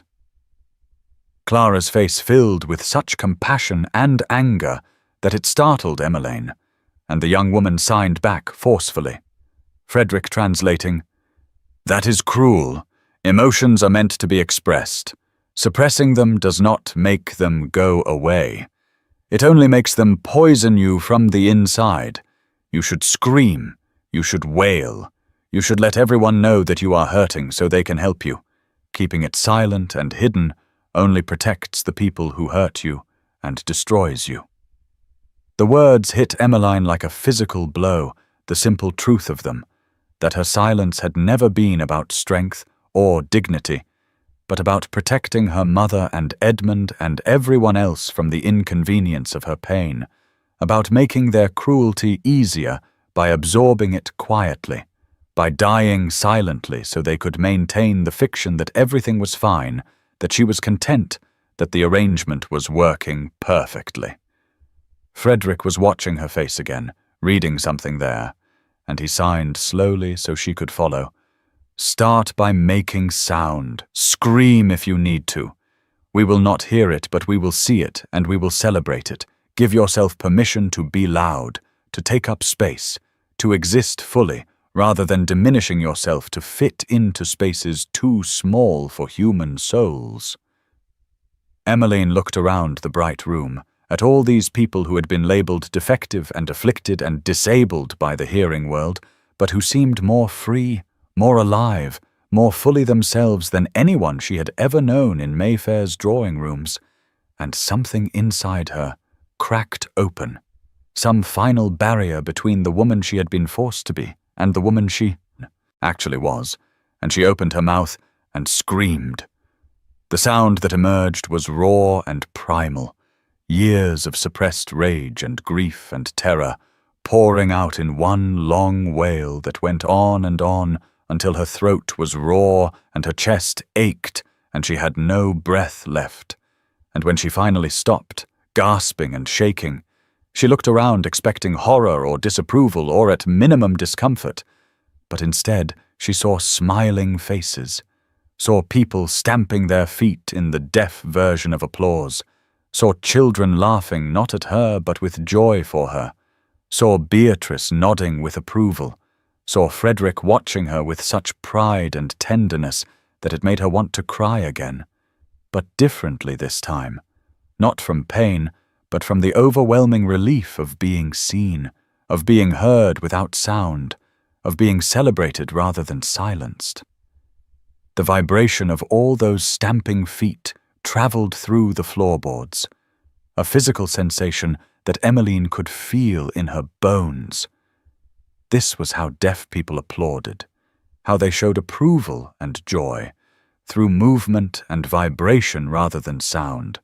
And Emmeline felt that vibration enter her body and shake loose something that had been stuck for so long she had forgotten it was there, some essential part of herself that she had buried to survive her mother's training, her society's expectations, her fiancé's contempt.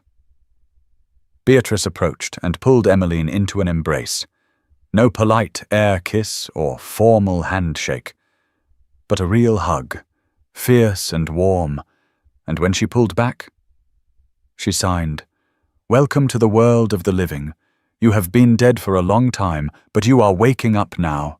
Stay awake. Do not let them put you back to sleep." The rest of the visit passed in a blur of new experiences.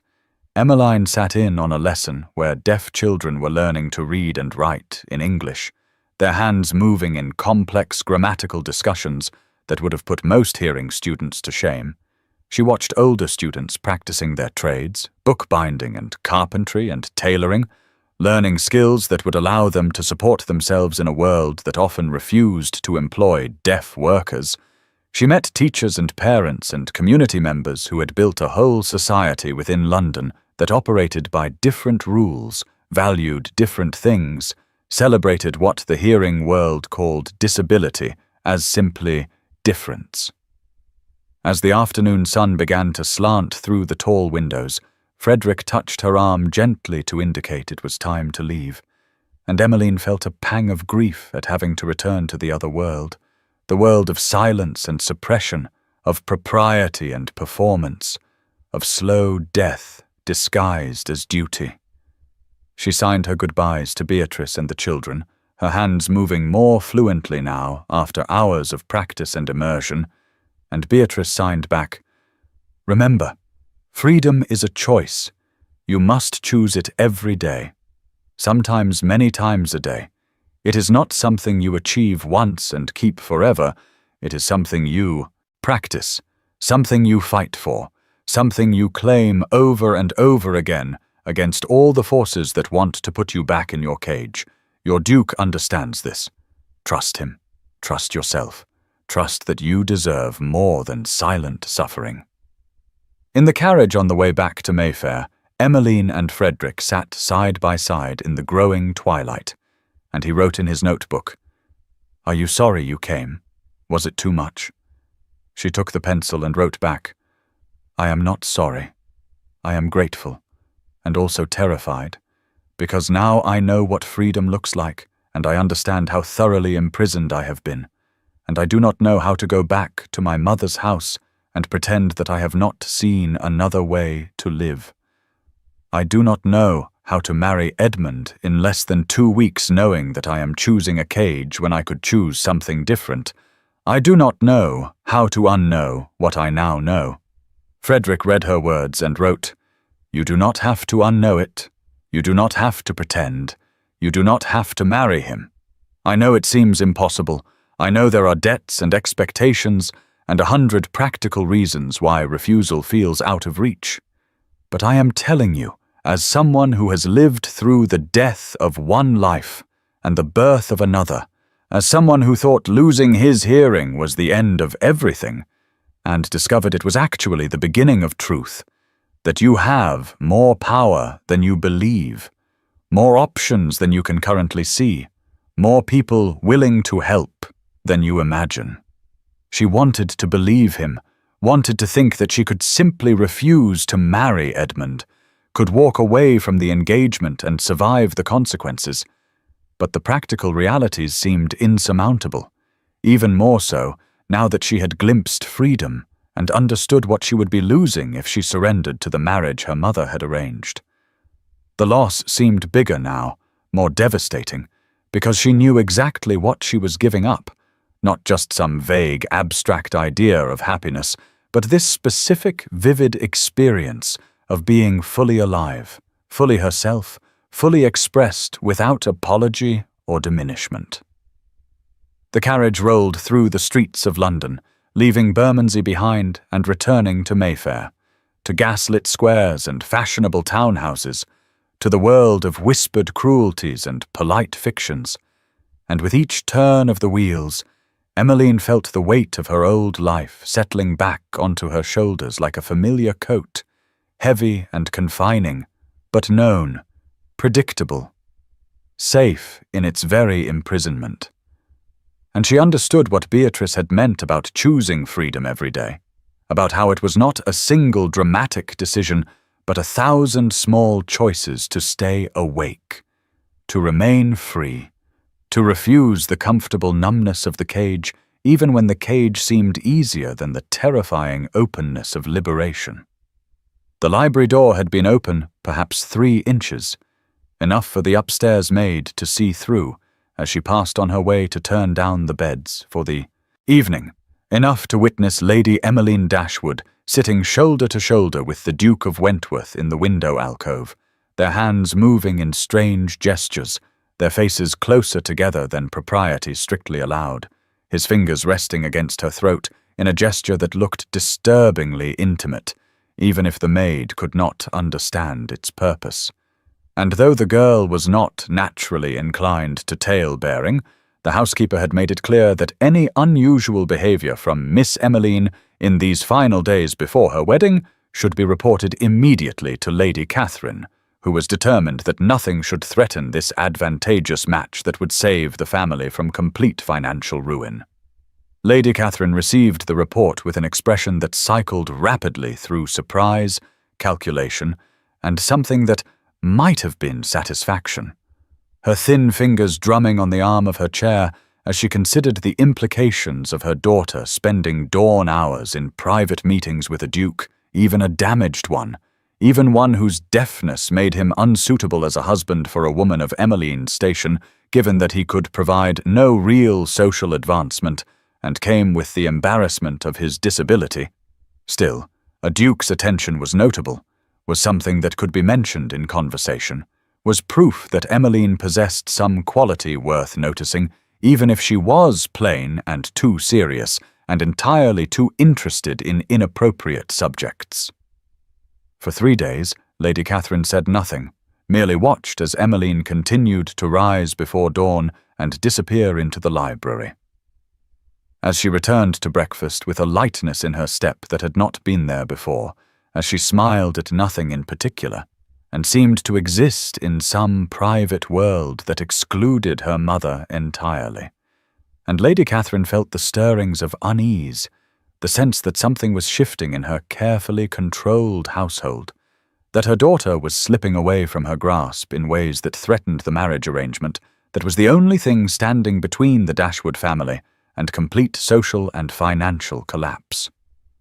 On the 4th day, Lady Catherine positioned herself outside the library door at dawn, waiting in the shadows of the hallway, and when Frederick Wentworth arrived precisely at sunrise and entered without knocking, she gave him 5 minutes before following, opening the door silently to observe the scene within.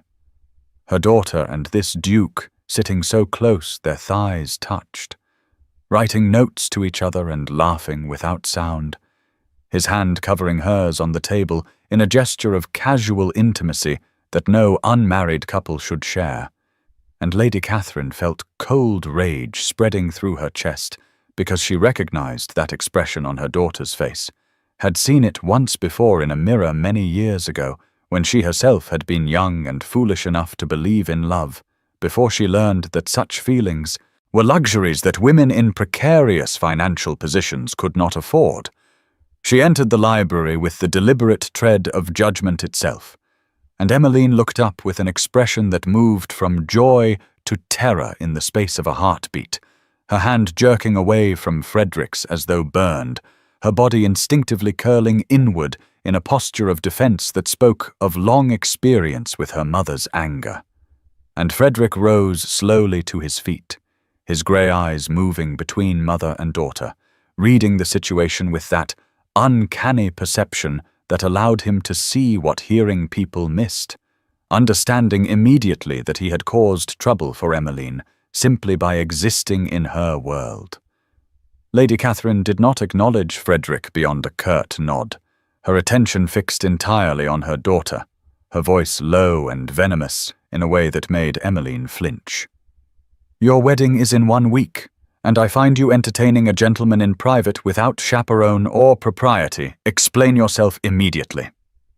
Emmeline opened her mouth, but no sound emerged, the words dying in her throat as they always did when confronted with her mother's fury, and she felt the familiar paralysis settling over her, the trained response of silence and submission. But then she felt Frederick's hand on her shoulder, a gentle pressure that somehow gave her courage, and she managed to whisper, "We were only reading, Mother, discussing books." Nothing improper occurred. Lady Catherine's laugh was sharp and cruel. "Reading," she repeated, her tone making it sound like an accusation. "You expect me to believe that you rise before dawn to read with a duke who cannot even hear you? Do not insult my intelligence, Emmeline. I may not know what happens in this room, but I know the look on your face. I know what affection looks like, and I will not allow you to jeopardize this marriage with some foolish romantic notion about a damaged man who can offer you nothing but social embarrassment and financial uncertainty." Frederick had been reading Lady Catherine's lips, and he wrote quickly in his notebook before holding it up for her to see, "I have offered Lady Emmeline nothing but friendship and intellectual conversation. If you find that threatening, Perhaps you should examine what kind of marriage you are forcing her into, that it cannot survive her having a friend." Lady Catherine snatched the notebook from his hands, read it, and threw it back at him with a fury that made Emmeline gasp.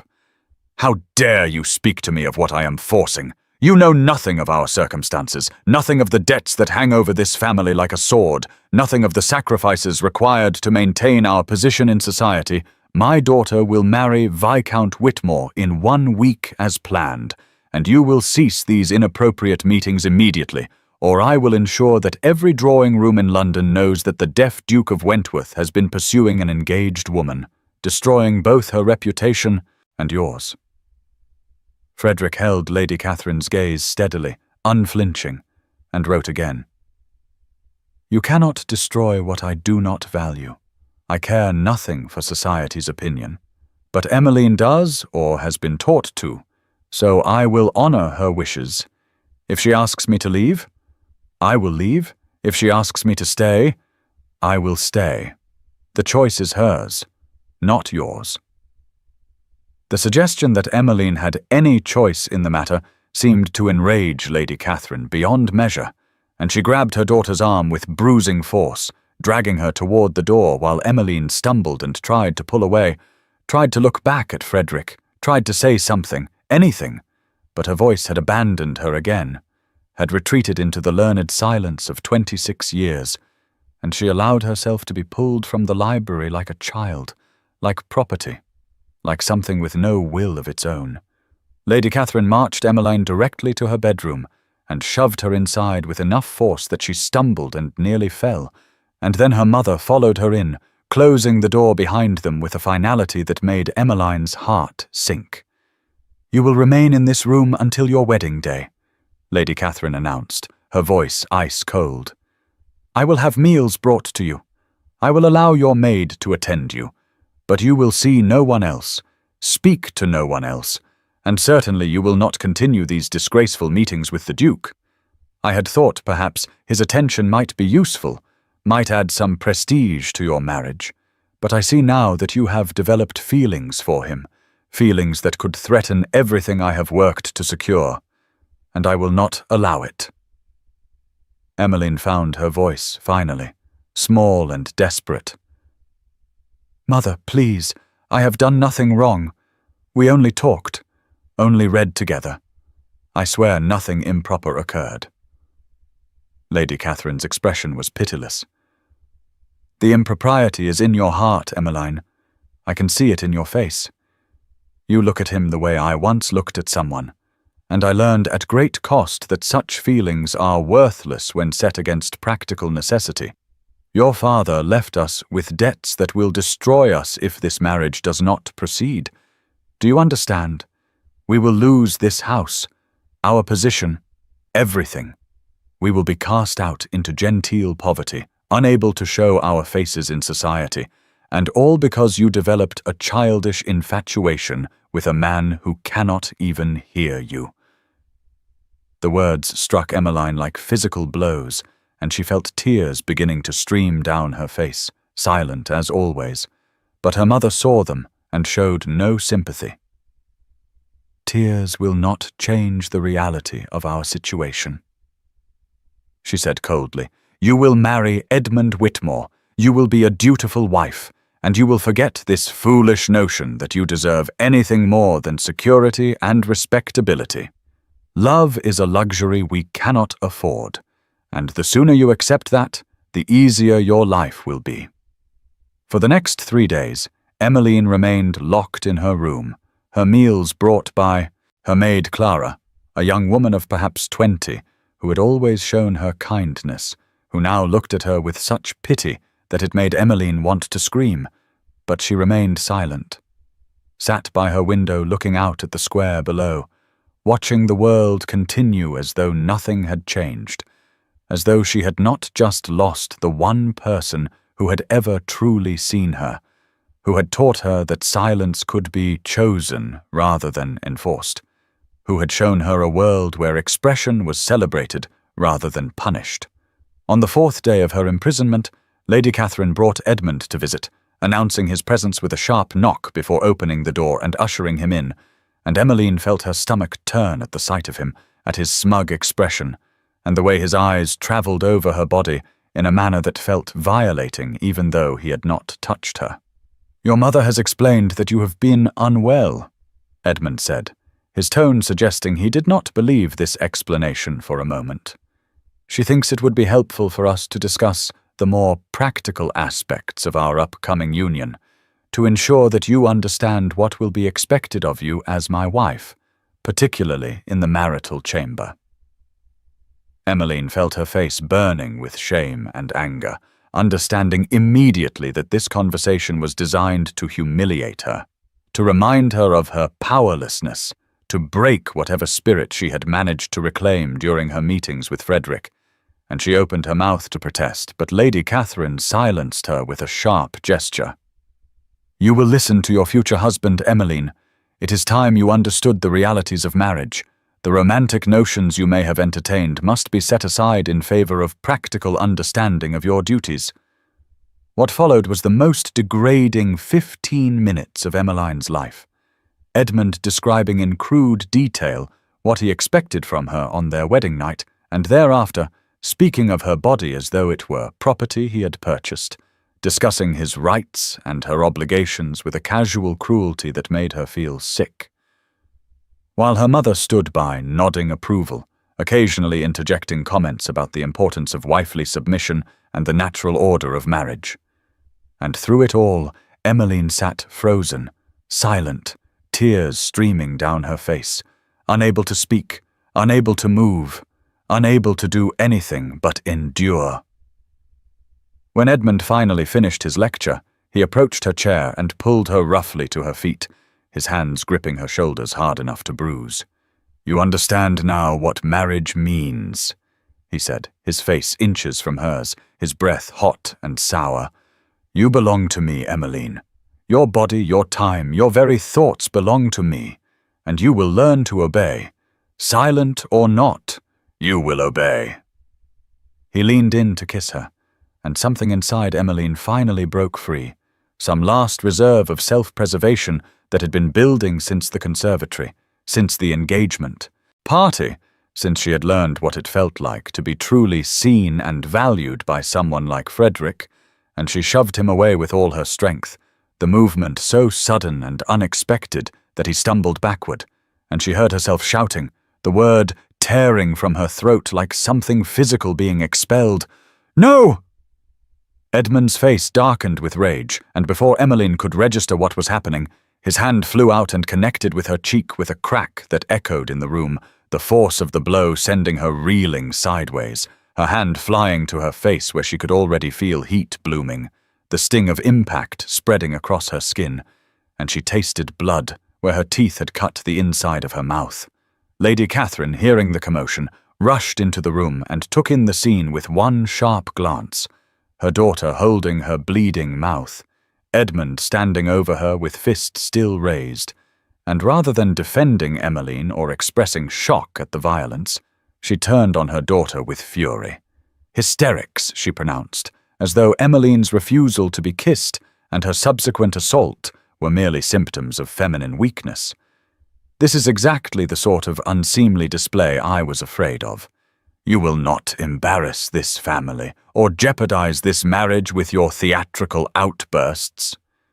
She moved to a cabinet and withdrew a small brown bottle, the laudanum she kept for headaches and nerves, and despite Emmeline's attempts to pull away, to refuse the medicine, Lady Catherine forced several drops between her lips, holding her jaw shut until she swallowed, and within minutes Emmeline felt the drug begin to work, felt her limbs growing heavy, her thoughts turning thick and slow, felt herself sinking into a grey haze where everything seemed distant and unimportant, even the pain in her face, even the terror of what had just happened, even the knowledge that in less than a week she would be married to a man who had just struck her and would have every legal right to do so again, and worse once she became his wife. She was vaguely aware of Edmund leaving, of her mother speaking in low tones about managing her daughter's nerves, of being guided to her bed, where she lay staring at the canopy above her while the room spun gently, and in her drugged state she thought of Frederick, of the way his hands had felt on hers, of the vibration of her laughter against his palm, of the deaf children stamping their feet in approval when she screamed, of Beatrice signing that freedom was a choice that must be made every day, and she understood with terrible clarity that she was choosing the cage, was surrendering to the marriage despite everything she had learned, despite everything Frederick had shown her, because she was too frightened, too conditioned, too convinced of her own powerlessness to fight for anything different. Over the next 2 days, Emmeline remained in a laudanum haze, her mother dosing her regularly to keep her compliant and quiet, and during the brief periods when the drug wore off enough for her to think clearly, she was consumed with self-loathing and despair, understanding that she was betraying herself, betraying Frederick, betraying everything she had glimpsed in that bright room in Bermondsey, where deaf children laughed without shame, and people expressed themselves fully without fear of punishment. On the 2nd day of her drugged imprisonment, Clara brought her dinner tray, and after checking that the hallway was clear, slipped Emmeline a pen and paper. "His Grace has been asking after you," the maid whispered, her eyes darting nervously toward the door.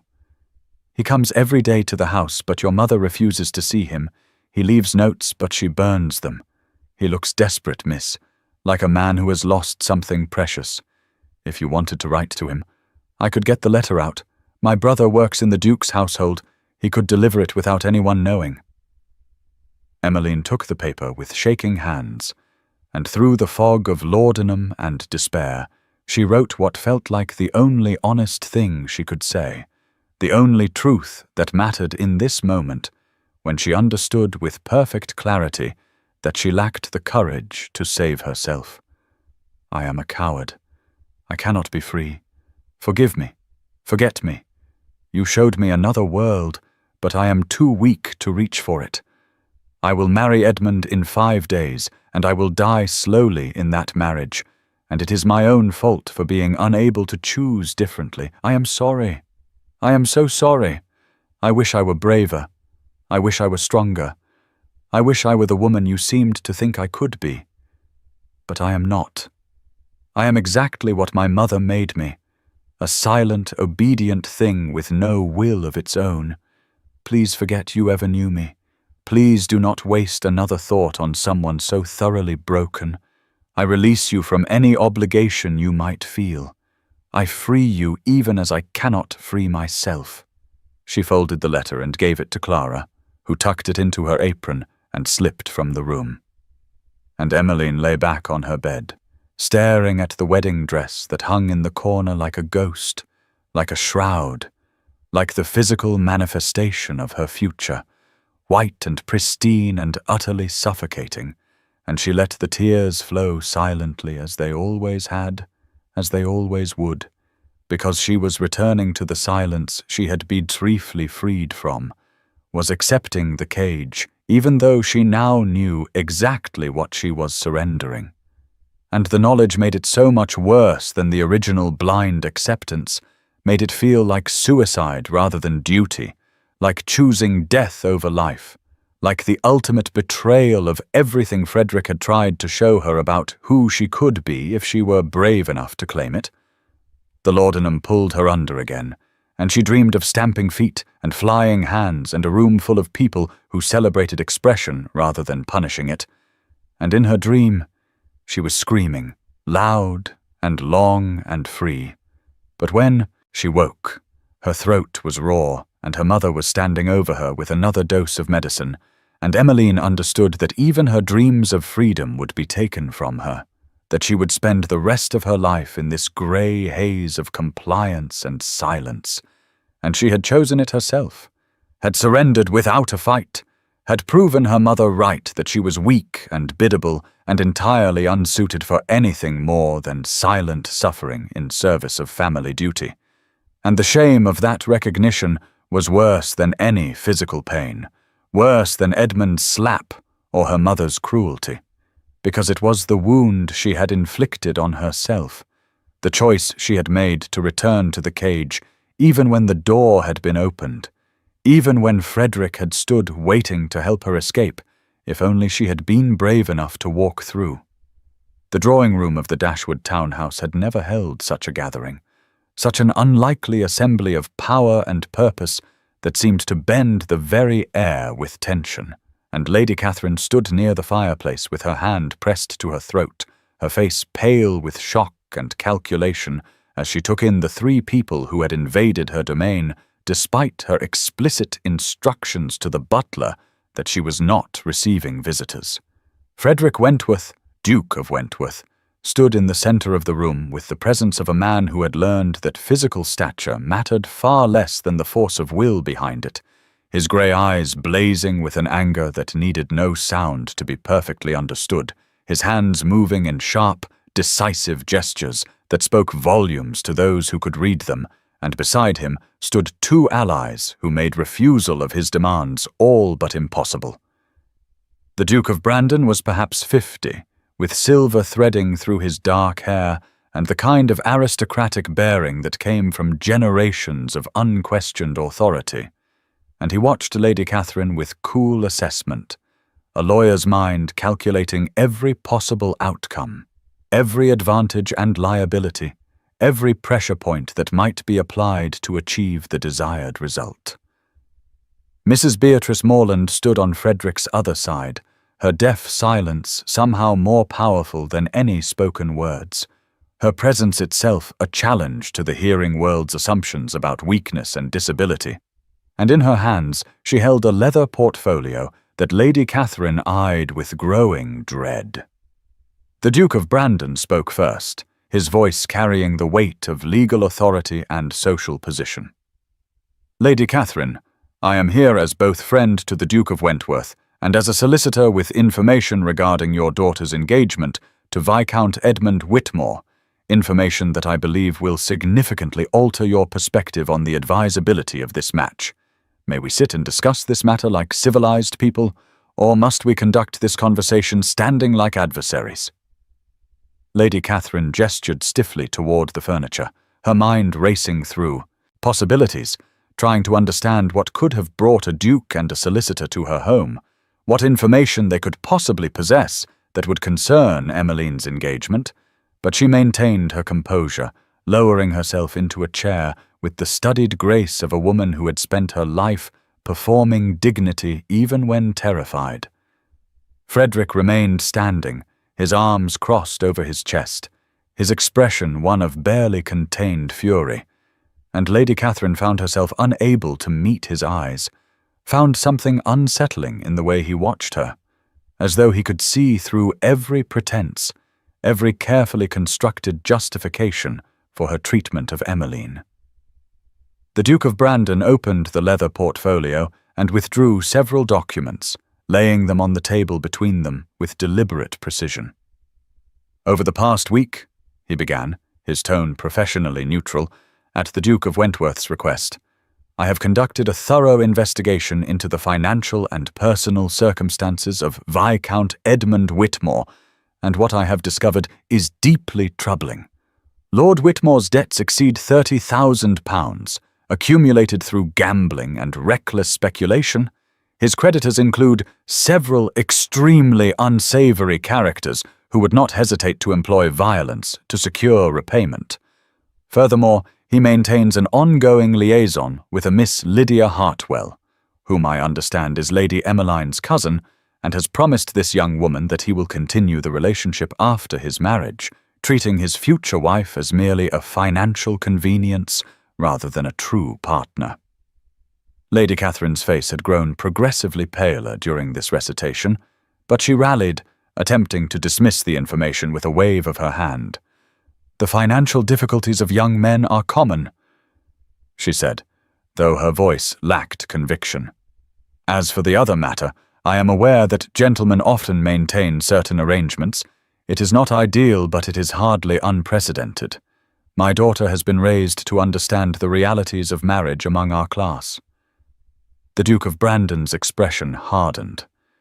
You are aware, then, that Lord Whitmore struck your daughter 3 days ago, that he left visible bruising on her face, that he has expressed his intention to, and I quote from a letter intercepted by my investigators, train her to proper obedience through whatever means necessary once they are married and her person becomes his legal property. The words hung in the air like a physical presence, and Lady Catherine felt her carefully constructed defences beginning to crumble. But she was not ready to surrender, not when so much depended on this marriage, not when her family's survival hung in the balance. "My daughter provoked him," she said weakly. "She has been difficult, emotional, refusing to accept her responsibilities. A firm hand may be necessary to guide her toward proper wifely behaviour." Frederick's hands moved in a gesture so sharp and angry that even Lady Catherine, who could not understand sign language, flinched at the obvious fury in the movement, and Mrs. Morland translated in a clear, cold voice. "The Duke says you are a monster who has tortured your daughter for 26 years and now seek to deliver her to a man who will continue that torture for the rest of her life. He says you do not deserve to be called a mother, that you have failed in every duty a parent owes a child, that you have sacrificed your daughter's happiness, safety, and very soul to preserve your own social standing, and he will not allow it to continue." Lady Catherine drew herself up, attempting to reassert her authority. "The Duke of Wentworth may think whatever he pleases, but he has no authority over my daughter or my household. Emmeline will marry Lord Whitmore in 3 days as planned. We have debts that must be paid, obligations that must be met. His family's settlement is the only thing standing between us and ruin. Whatever your Grace's personal feelings, that is the reality of our situation." The Duke of Brandon smiled, a cold expression that held no warmth. "That brings us to the second part of our business here today. I have also investigated your family's debts, Lady Catherine, and I have taken the liberty of purchasing them, all of them, from your various creditors, which means that the Dashwood family now owes approximately £15,000, not to a collection of merchants and moneylenders, but to me personally, and I am prepared to forgive that debt entirely, to consider it paid in full on one condition." Lady Catherine stared at him, her mouth opening and closing soundlessly, her mind struggling to process this information, to understand what was being offered and what it would cost.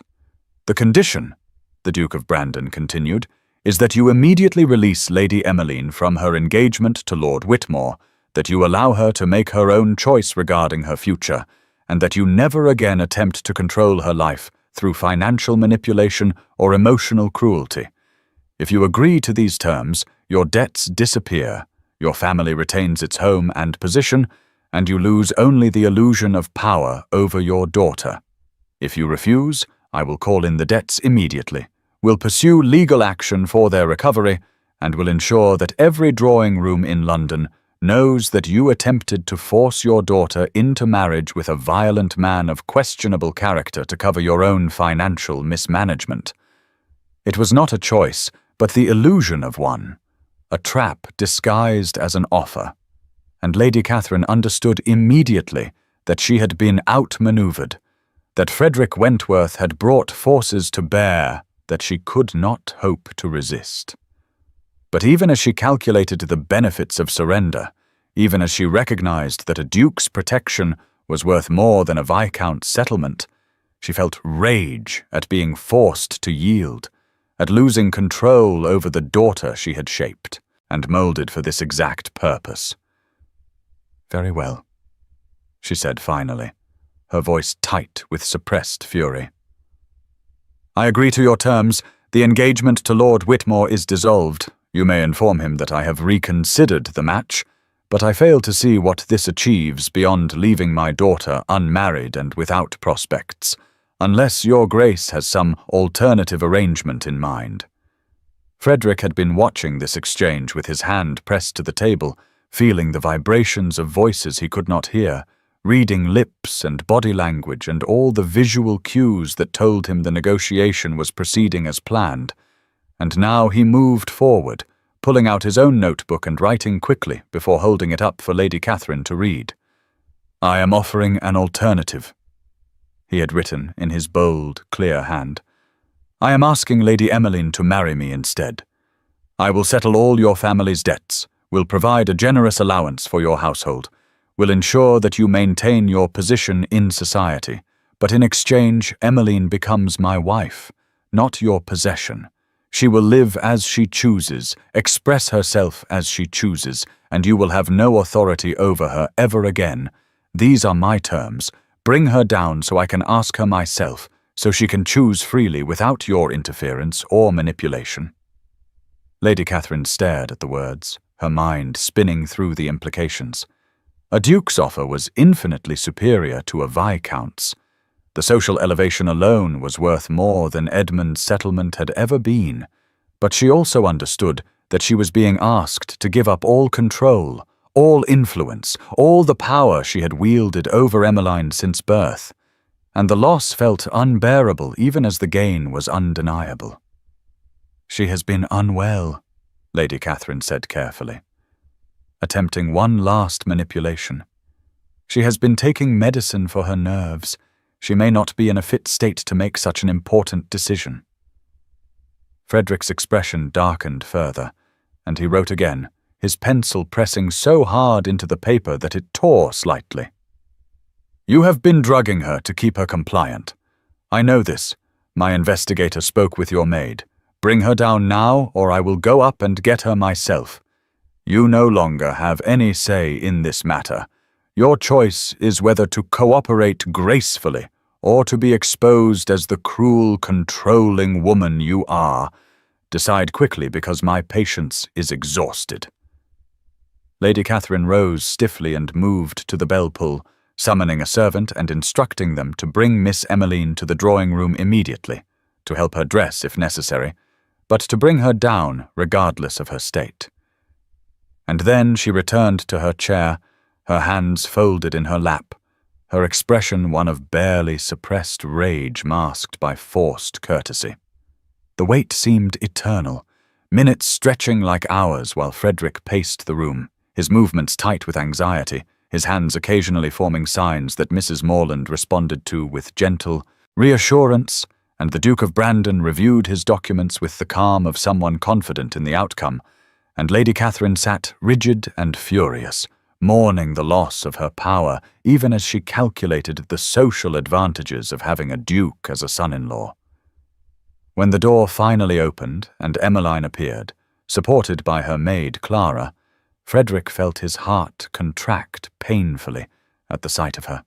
She was still in her nightclothes with a dressing gown thrown over them, her hair loose and tangled, her face pale and slack from the laudanum, her eyes unfocused and confused, and on her cheek, clearly visible even in the afternoon light, was the purple bruise where Edmund had struck her, the mark of violence that made Frederick's hands clench into fists, made him want to find Edmund Whitmore and deliver a much more thorough beating.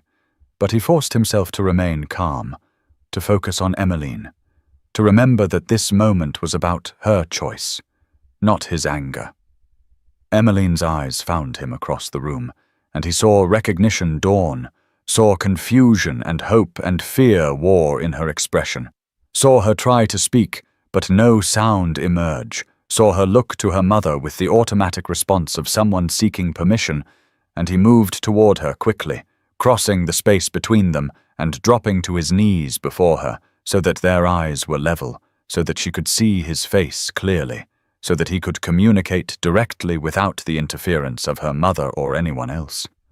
Her hands were shaking as he took them in his own, and he could feel the tremor running through her whole body, could see that she was struggling to focus through the drug haze, and he signed slowly, clearly, forming each word with deliberate precision so she could follow even in her impaired state. "I received your letter," he signed, "and I am here to tell you that you are not a coward, that you are not broken, that you are worthy of freedom and happiness and every good thing this world has to offer. Your mother has agreed to release you from your engagement to Edmund Whitmore. You are free of him, free of that future, but I want to offer you something different, not another cage, but a true choice." He paused, watching her face, seeing the tears beginning to stream down her cheeks, and he continued signing. "Marry me, Emmeline. Marry me, and I will never ask you to be silent. I will never ask you to diminish yourself. I will never ask you to be anything other than exactly who you are. I will protect you and support you and help you discover who you might become without the weight of your mother's expectations crushing you. But this is your choice, not a transaction, not a duty, not a sacrifice. If you do not want to marry me, if you would prefer to be free without attaching yourself to another man, I will still pay your family's debts, will still ensure your freedom, will still offer you any help you need to build whatever life you choose. You do not owe me anything. You do not have to accept my proposal. You only have to choose what you want, and whatever that is, I will support it. Emmeline stared at him, her hand still trembling in his grasp, her mind struggling to process what he was offering, what he was asking, whether this was real or some laudanum-induced hallucination.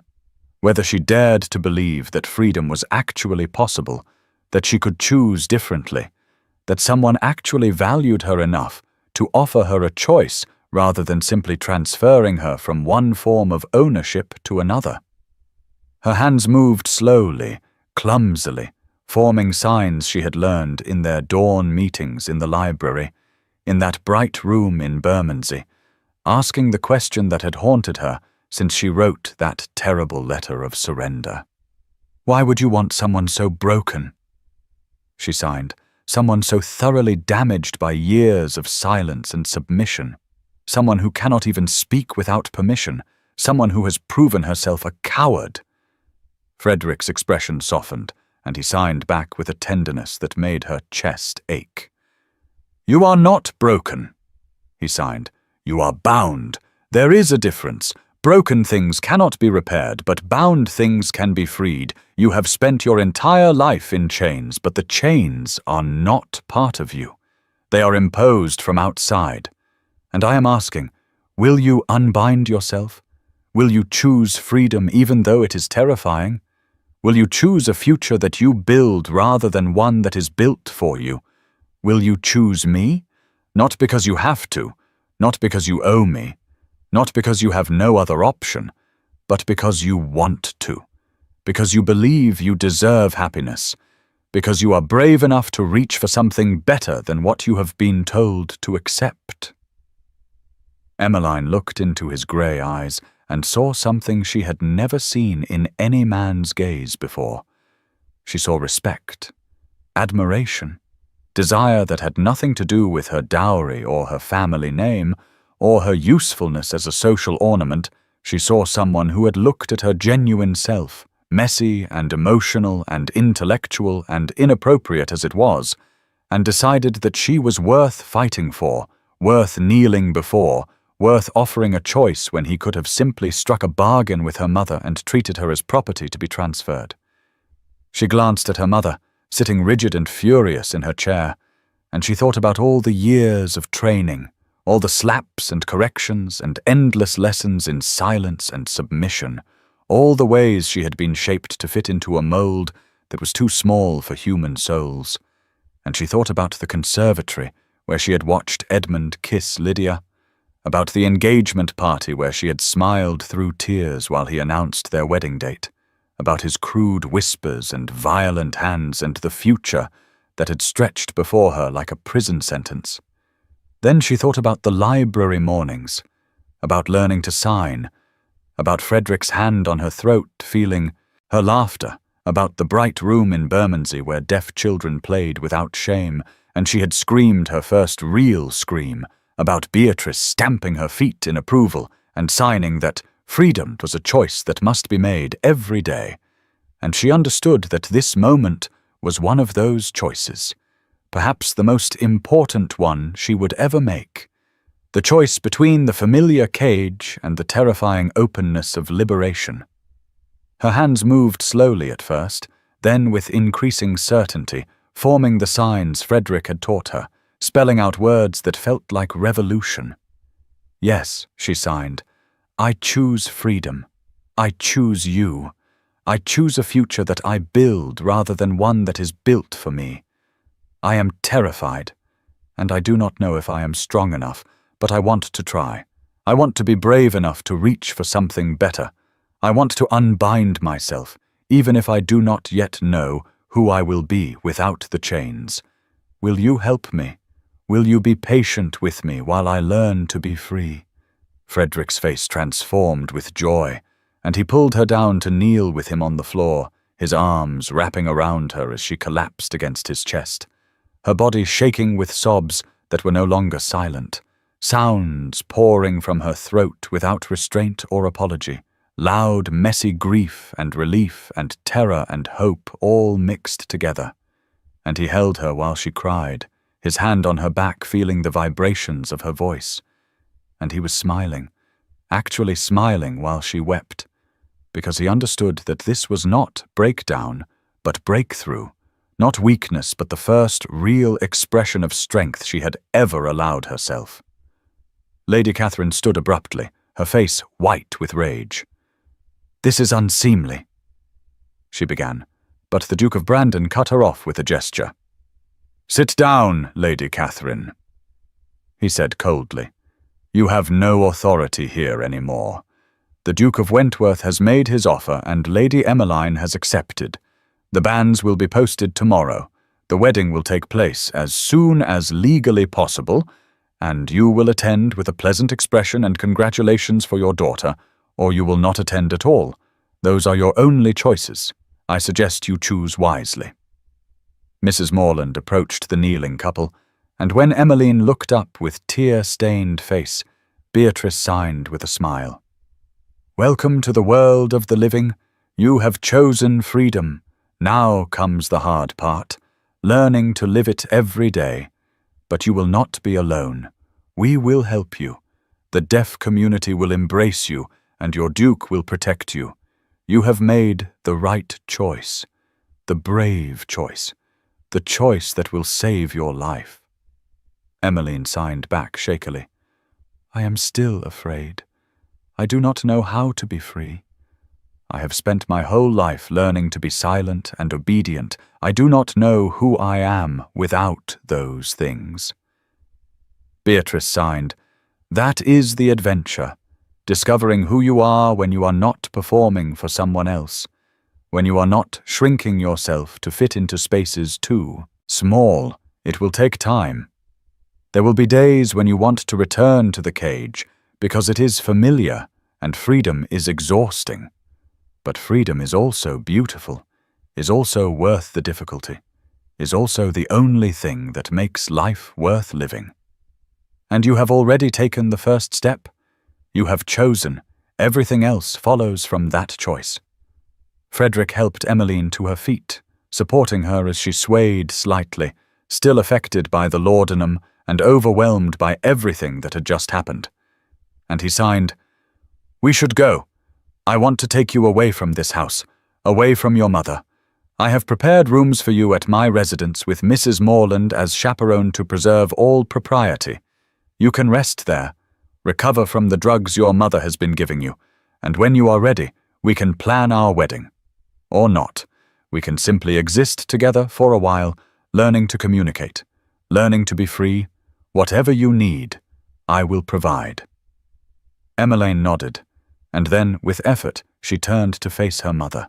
This woman who had shaped and controlled her entire life, who had taught her that silence was survival and expression was danger, who had drugged her and locked her away and tried to sell her to a violent man to cover family debts. And she opened her mouth and spoke, her voice rough from disuse and medication, but present, real, audible. "I am leaving," she said, the words feeling strange in her throat after so many years of learned silence. "I am marrying the Duke of Wentworth, and I am never coming back to this house. You will have your debts paid, you will keep your position in society, but you will no longer have any control over me. I am done being your possession, your solution, your sacrifice. I am claiming my own life, and you cannot stop me." Lady Catherine's face twisted with fury, and something that might have been grief, but she said nothing, merely turned away as though she could dismiss this rebellion by refusing to acknowledge it.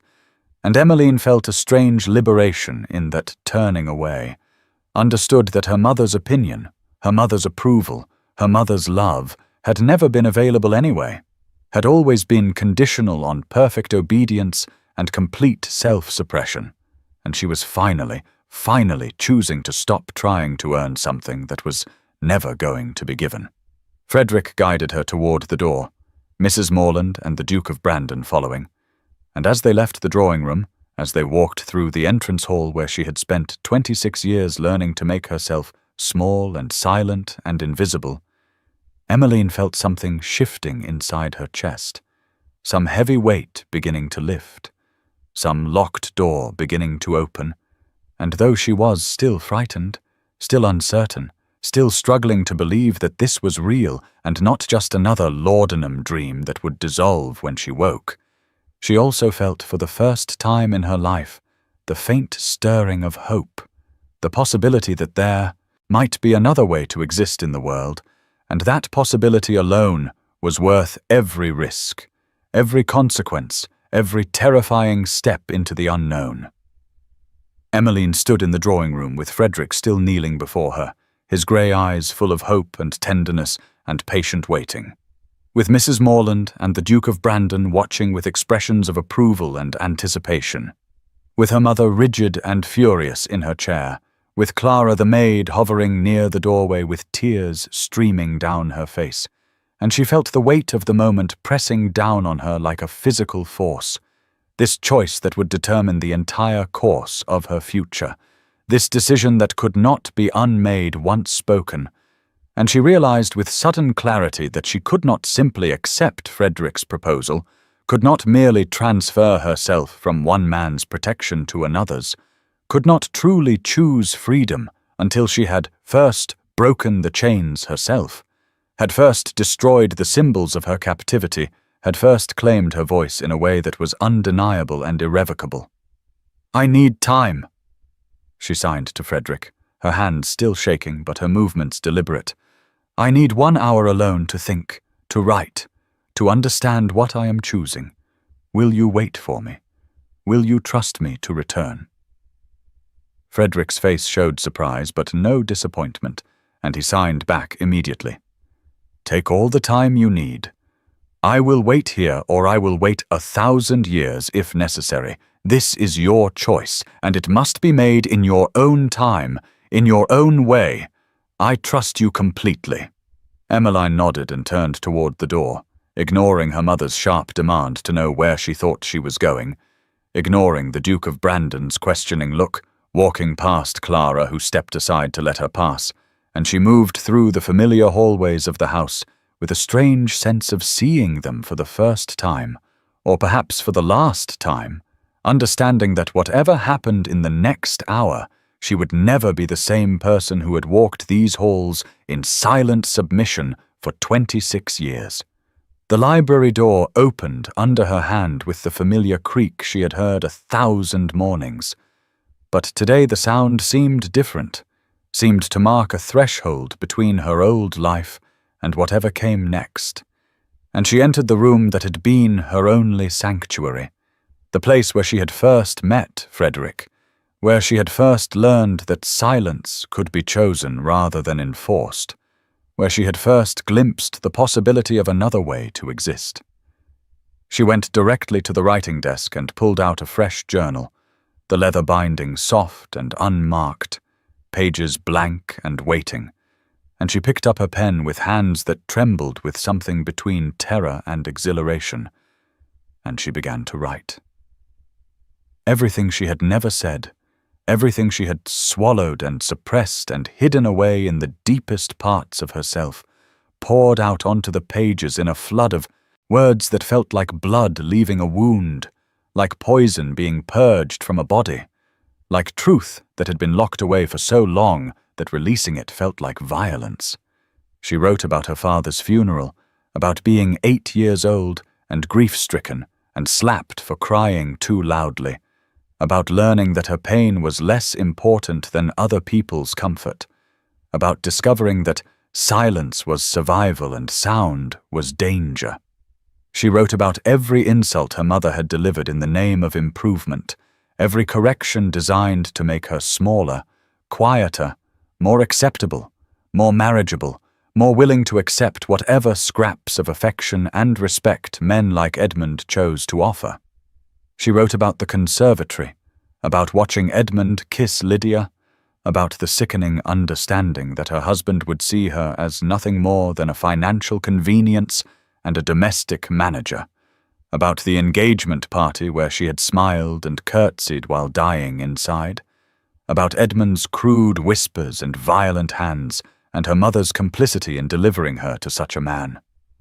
She wrote about Frederick, about the first time he had touched her tears and seen what no one else had bothered to notice, about learning to sign, about feeling her laughter vibrate against his palm, about the deaf community in Bermondsey where children laughed without shame and expression was celebrated rather than punished, about the scream that had torn from her throat in that bright room, about feeling the vibration of stamping feet as deaf people applauded her release.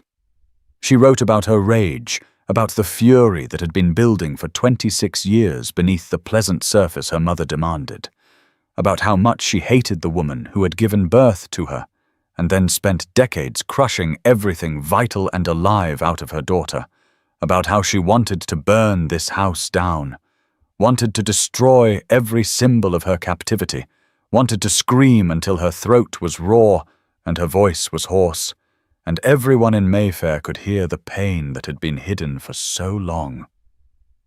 The writing took perhaps 30 minutes, her hand cramping as words poured out faster than she could comfortably transcribe them, and when she finally set down the pen and read back what she had written, she felt simultaneously lighter and more terrified than she had ever been, because these words were the truth, the undeniable truth of her experience. And once acknowledged, they could not be unacknowledged. Once given form, they could not be forced back into formlessness. She closed the journal and stood, and as she did, her eyes fell on the window that overlooked the conservatory. Her mother's pride, the collection of exotic orchids that required such perfect conditions to surmount, such constant vigilance and control, never allowed to simply exist without intervention. And Emmeline felt something click into place, some understanding of what she needed to do next, what physical act was required to complete this transformation from silent victim to woman who made sound without fear. She left the library and walked through the house toward the conservatory, and as she moved through the corridors, she felt her pace quickening, felt her breath coming faster, felt anticipation building in her chest like pressure before an explosion, and by the time she reached the conservatory door, she was nearly running, was desperate to reach those perfect controlled flowers and tear them apart with her bare hands. The conservatory was exactly as it had been the night of her engagement party. Glass walls fogged with moisture, exotic blooms arranged in precise rows, the sickly sweet scent of jasmine overwhelming, every surface clean and controlled, and maintained with obsessive care, and Emmeline looked at it all with hatred so pure it felt like clarity, felt like purpose, felt like the most honest emotion she had ever experienced. She started with the nearest orchid, a prize specimen her mother had purchased from an explorer recently returned from the Far East, had paid an obscene amount of money for this one plant, had displayed it prominently, and boasted about its rarity and beauty, and Emmeline picked up the ceramic pot and threw it against the glass wall with all her strength, the sound of shattering pottery and cracking glass so loud and shocking that she gasped. And then she laughed, actually laughed out loud at the destruction, at the chaos, at the beautiful, terrible mess. She moved through the conservatory like a storm, smashing pots, tearing petals from stems, ripping plants from their careful arrangements and throwing them on the floor, grinding delicate roots into the tile with her heels. And with each act of destruction she made sound. She shouted, she cried, she laughed, she screamed, every noise she had suppressed for 26 years pouring out in a cacophony that must have been audible throughout the entire house, probably throughout the entire square, and she did not care, did not try to quiet herself, did not apologize or diminish or make herself smaller. She was covered in soil and water, her nightclothes and dressing gown filthy and torn, her hair wild and loose around her shoulders, her hands bleeding from broken pottery and sharp stems, and she had never felt more alive, more present, more fully herself than in this moment of complete destruction, of chaos, of loud, messy, undeniable expression of everything she had been taught to hide. The conservatory door flew open, and Lady Catherine stood in the doorway, her face white with shock and horror, staring at the ruins of her prize collection, at her daughter standing in the center of the destruction like some wild thing, like a force of nature, like something that could not be controlled or contained or forced back into acceptable bounds. "What have you done?" Lady Catherine whispered, her voice strangled with rage and disbelief. "You have destroyed everything, years of cultivation, thousands of pounds, my entire collection, you ungrateful, spiteful, terrible girl." Emmeline turned to face her mother, and she felt no fear, felt no automatic flinching or cowering or scrambling to apologize, felt only a calm certainty that this destruction was necessary, was right, was the physical manifestation of her internal liberation. "These flowers were like me," she said, her voice loud and clear and steady, despite the tears streaming down her face. Forced to survive in conditions too controlled, too perfect, never allowed to simply exist without constant intervention, you imported them from far away and made them perform beauty for your guests, made them symbols of your taste and refinement and wealth. And you did the same to me, imported me from childhood, and made me perform perfection, made me a symbol of your successful mothering, your proper daughter, your silent, obedient possession. Lady Catherine stepped into the conservatory, her shoes crunching on broken pottery. "You are hysterical," she said, attempting to reassert control. "You need more medicine. You need to rest. You do not know what you are saying." Emmeline laughed, a sound that bordered on manic, but felt gloriously free. "I know exactly what I am saying. I am saying that I am not your possession. I am not your redemption for whatever failures you believe you suffered in your own life. I am not your silence. I am not your carefully controlled orchid that exists only to make you look good. I am a person. A whole entire person with thoughts and feelings and desires and rage. So much rage that I have been swallowing for so long that it has poisoned me from the inside. But I am not swallowing it anymore. I am spitting it out. I am screaming it. I am destroying your perfect controlled symbols, and I am walking away. You are ruined," Lady Catherine hissed, her composure finally cracking. "No one will receive you after this display. No respectable family will acknowledge you. You have thrown away everything I worked to build for you. And for what? For some deaf duke who can offer you nothing but social embarrassment and a life on the margins of society." Emmeline picked up one last orchid, a particularly beautiful specimen with delicate white petals, and she tore it apart slowly, deliberately, petal by petal, while maintaining eye contact with her mother. "I am finally free," she said quietly, each word weighted with meaning. "Your reception means nothing to me. Society's opinion means nothing to me. The only thing that matters is that I am claiming my own life, my own voice, my own right to exist loudly and messily and imperfectly. I choose Frederick because he sees me as I actually am and values me for it. But more importantly, I choose myself. I choose sound over silence. I choose expression over suppression. I choose life over the slow death you were forcing me toward." She dropped the torn petals and walked toward her mother, and Lady Catherine actually stepped back, actually flinched away from her daughter, as though Emmeline had become something dangerous, something unpredictable, something that could no longer be controlled through punishment and conditioning and carefully calibrated doses of laudanum. "You taught me to cry without sound because my pain inconvenienced you," Emmeline said, stopping directly in front of her mother, close enough to see the fear and fury warring in those cold eyes. "You taught me that my feelings were less important than your comfort, that my worth was measured by my ability to disappear, to take up no space, to cause no disturbance. But I will never be silent again. I will cry loudly, I will laugh loudly, I will exist loudly. And if that inconveniences you, if that disturbs your perfect controlled world, then you are welcome to look away, because I am done performing for an audience that never valued me anyway." She walked past her mother, leaving the older woman standing alone among the ruins of her conservatory, among the shattered symbols of control and cultivation and forced perfection. And Emmeline felt no guilt, felt no regret, felt only a lightness that came from having finally broken her own chains, rather than waiting for someone else to free her.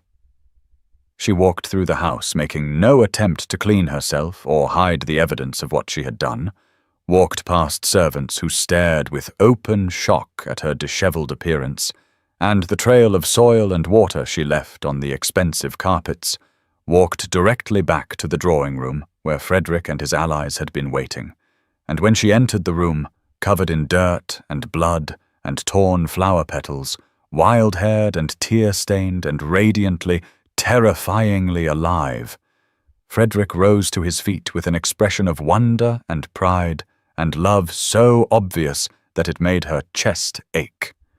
She crossed the room to him and signed, her hands moving with more confidence than they ever had before. "I have destroyed my mother's orchids. I have screamed and cried and laughed without controlling the volume. I have claimed my voice and my sound and my right to exist fully. And now I am ready to answer your question. Yes, I will marry you.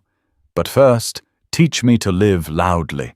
Teach me everything you know about choosing freedom every day. Teach me how to be fully alive rather than merely surviving. Teach me what it means to express rather than suppress."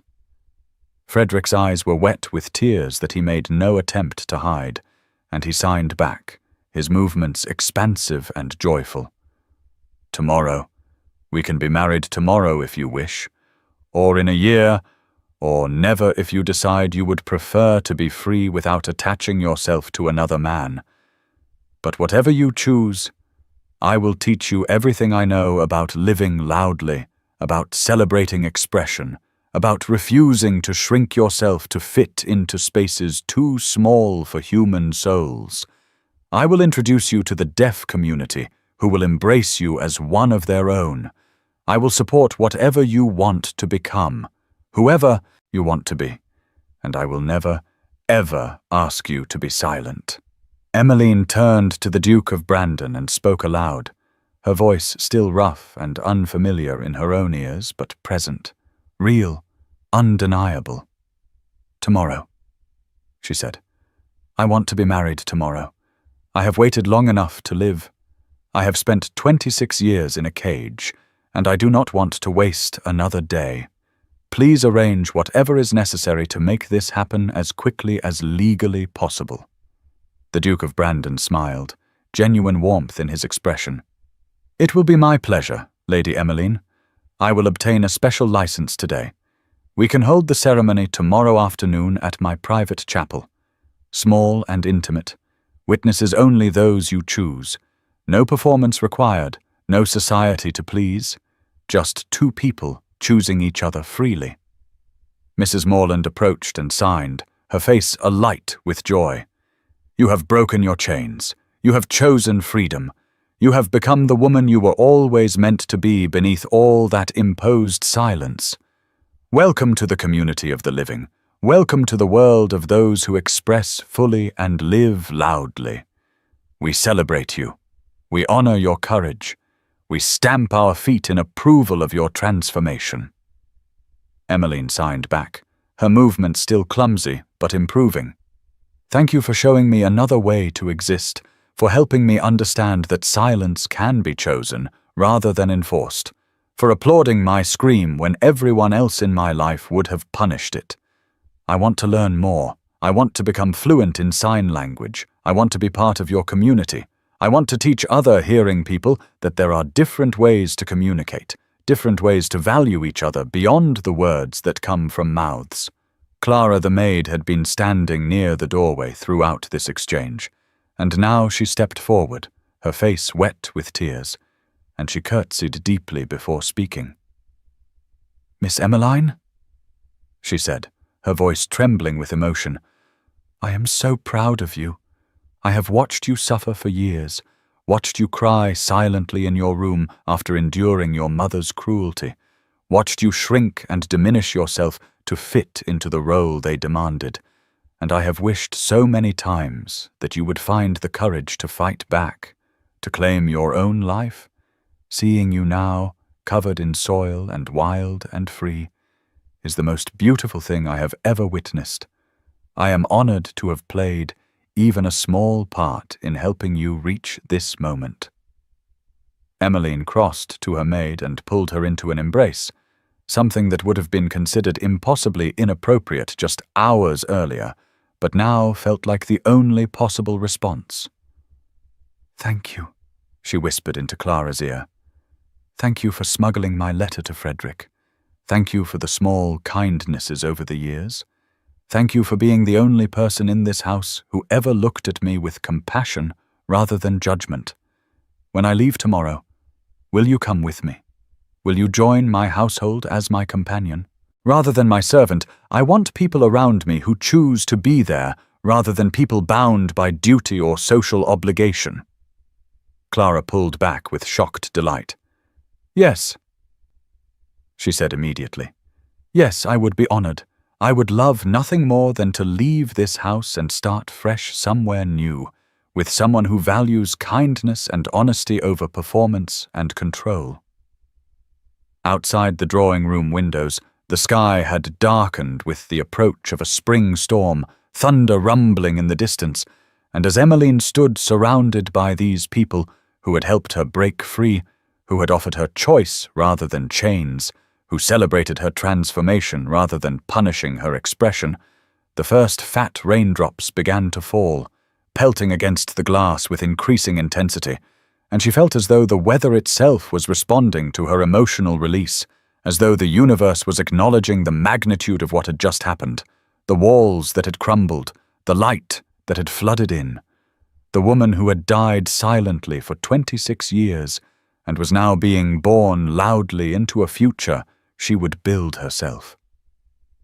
Frederick approached and took her hands again, and he spoke aloud, his voice unmodulated in the way of someone who cannot hear himself, but full of warmth and conviction. "I love you," he said, the words slightly slurred but perfectly understandable. "I love your intelligence and your passion and your courage and your determination to be fully alive. I love that you destroyed those orchids. I love that you screamed and cried and claimed your voice. I love who you are when you are not performing for an audience that does not deserve you. And I promise that I will spend every day for the rest of our lives helping you discover more of who you can be when you are free." Emmeline looked at him, this man who had seen her when no one else had bothered to look, who had valued her mind and her feelings and her authentic self, who had offered her choice rather than control, who had knelt before her and waited patiently while she broke her own chains. And she felt love blooming in her chest. Not the desperate attachment of someone seeking rescue, but the genuine affection of someone who had been truly seen and valued. And she spoke back, her voice growing stronger with each word.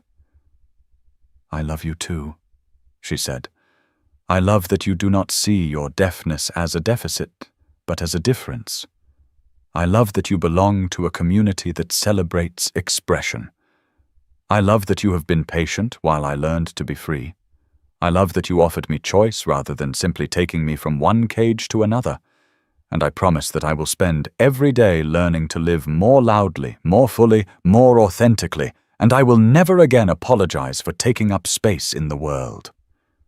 The storm broke fully then, rain pouring down in sheets, thunder cracking overhead, lightning illuminating the drawing room in brilliant flashes. And through it all, Emmeline stood covered in soil and water and torn petals, holding Frederick's hands, surrounded by people who had chosen to help her rather than hurt her. And she laughed, loud and free and unrestrained, the sound of someone who had finally broken through the silence that had nearly killed her. Someone who had chosen freedom even when it was terrifying. Someone who had destroyed the symbols of her captivity and walked away from the cage, even though she did not yet fully know who she would become without it. And the sound of that laughter, loud and messy and perfectly imperfect, was the sound of a woman claiming her own life, her own voice, her own right to exist fully and loudly and without apology. And it was, she thought, the most beautiful sound she had ever made. The morning sun streamed through the tall windows of the East Wing Conservatory at Wentworth Hall, illuminating a scene so different from the one Emmeline had known in her mother's house that it might have belonged to another world entirely, another lifetime, another woman who bore only superficial resemblance to the silent, suppressed creature she had been just 3 months earlier. The conservatory here was not a shrine to controlled perfection, but a working studio. Tables covered with watercolor palettes and botanical specimens, easels holding half-finished paintings, and most importantly, children, 8 of them ranging in age from 7 to 14, all deaf, all bent over their work with expressions of fierce concentration, broken occasionally by laughter and animated signed conversations that filled the air with movement and life. Emmeline moved among them with easy grace, her hair pulled back in a simple style that would have horrified her mother, her dress practical rather than fashionable, covered with a paint-stained apron, and she laughed loudly and frequently, a sound that still sometimes surprised her with its volume and freedom, as she corrected a student's brush technique or praised particularly clever use of color, her hands flying through signs with increasing fluency, her face animated with the kind of unguarded expression that would once have earned her a sharp reprimand, but now earned her the children's trust and affection. She was demonstrating how to capture the translucent quality of a rose petal. When young Emma, a girl of 10 who had been born deaf to hearing parents who had largely given up trying to communicate with her, tugged on Emmeline's sleeve and signed a question about whether it was acceptable to make mistakes, whether perfection was required for the paintings to be valuable. Emmeline knelt beside the child's easel and signed back slowly, clearly, her expression earnest. "Your hands can say anything your heart feels," she signed, "and the same is true of your art. It does not need to be perfect to be valuable. It only needs to be honest, to show what you see and feel and think. Mistakes are part of learning, part of being human. Never let anyone silence you or make you feel that you must be perfect to deserve to take up space in the world. You are worthy exactly as you are, mistakes and all." The child's face lit with understanding and relief, and she returned to her painting with renewed confidence, and Emmeline felt a warmth in her chest that she had come to recognize as purpose, as meaning, as the satisfaction that came from using her knowledge and skills to help others rather than merely performing accomplishments to make herself marriageable.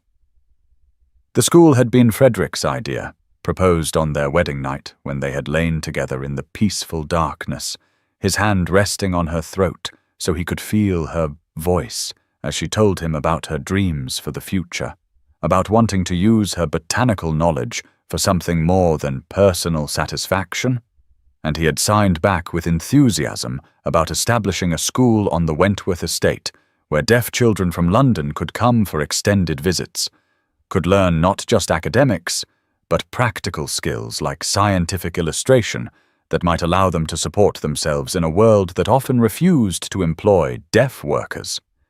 They had been married for 3 months now, and in that time, Emmeline had experienced more genuine happiness than in all her previous 26 years combined, had discovered what it meant to wake each morning without dread, to move through her days without the constant vigilance required to monitor and suppress every feeling, to go to sleep at night, beside someone who valued her authentic self rather than her ability to perform contentment.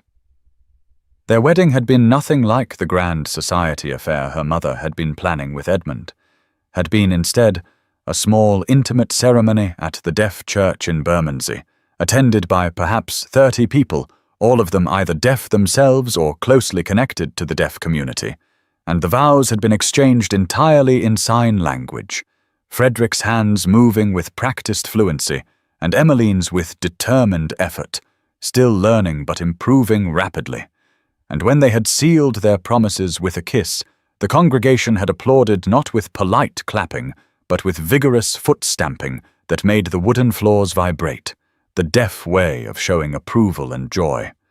Lady Catherine had not attended, had in fact refused to acknowledge the marriage at all, had sent a cold letter through her solicitor formally severing all connection with her disobedient daughter, and Emmeline had read that letter with something between grief and relief, mourning the mother she had wished for but never had, while celebrating her freedom from the woman who had actually raised her.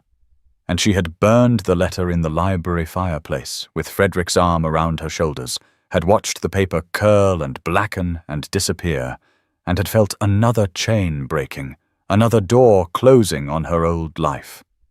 The Duke of Brandon had attended the wedding, had given Emmeline away in the absence of any family willing to perform that role, and Mrs. Beatrice Morland had stood beside her as witness, and Clara had wept happy tears throughout the ceremony, and afterward there had been a feast at the Bermondsey Asylum, where deaf and hearing people had celebrated together, signing and speaking and laughing and eating, and Emmeline had felt for the first time in her life that she belonged somewhere, that she was part of a community that valued her for who she actually was, rather than who she could pretend to be.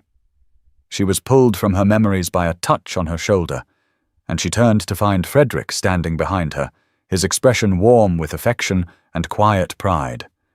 And he signed, "The children are doing beautiful work. You are an excellent teacher.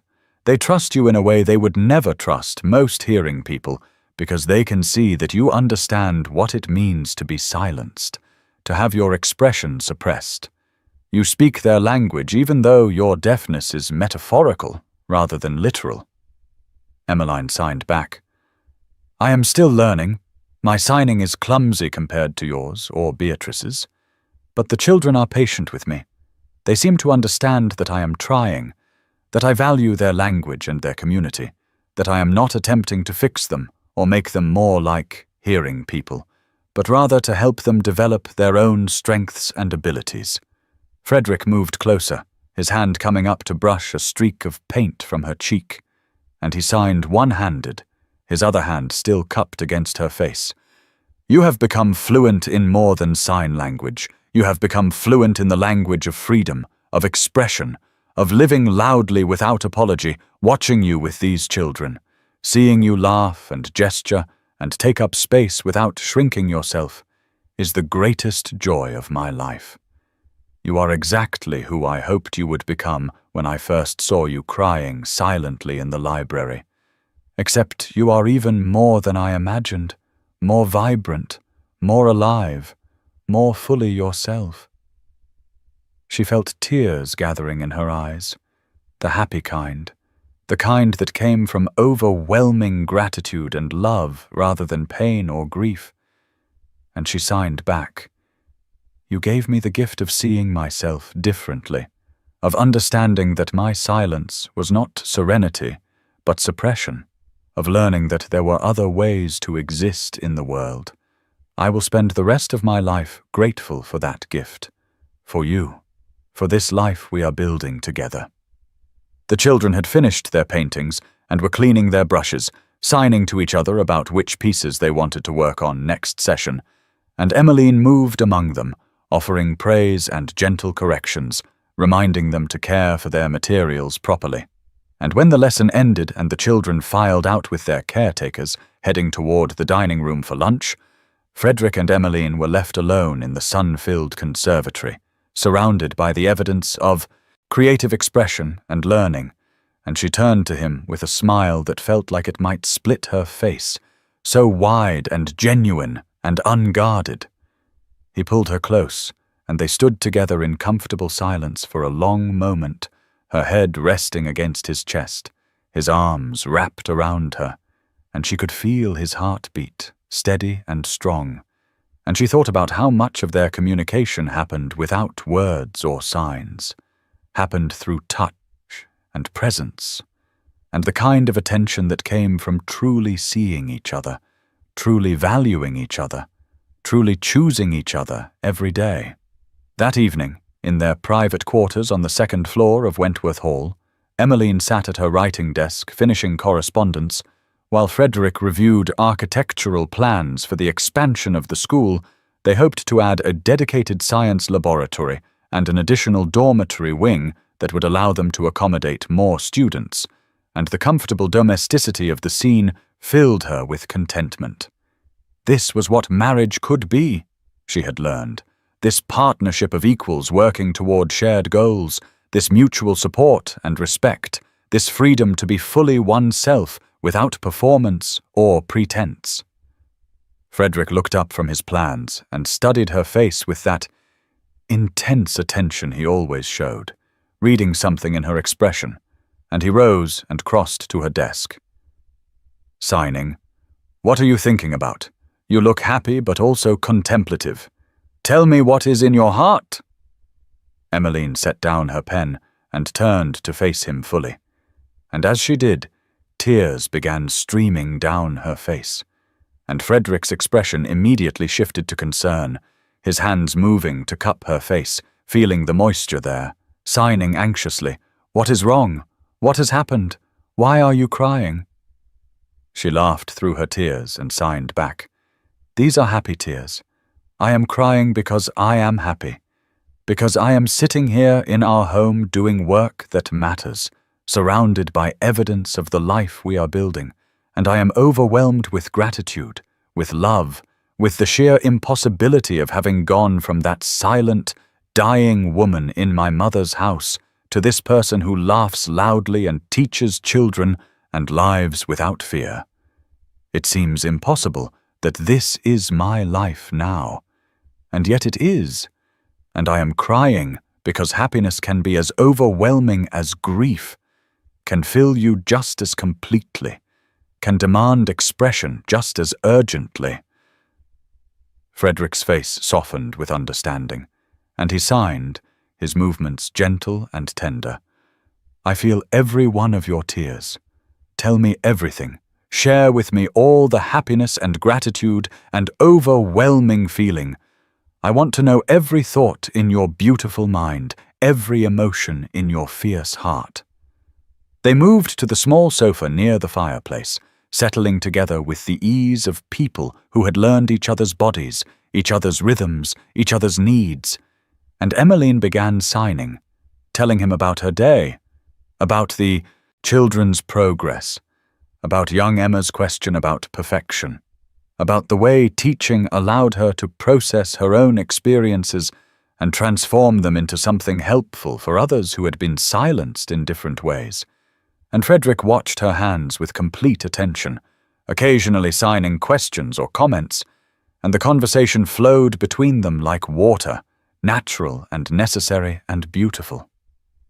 She paused, her hands stilling for a moment, and then she signed something she had been waiting for the right moment to share. "There is something else, something I learned today that adds to my overwhelming happiness.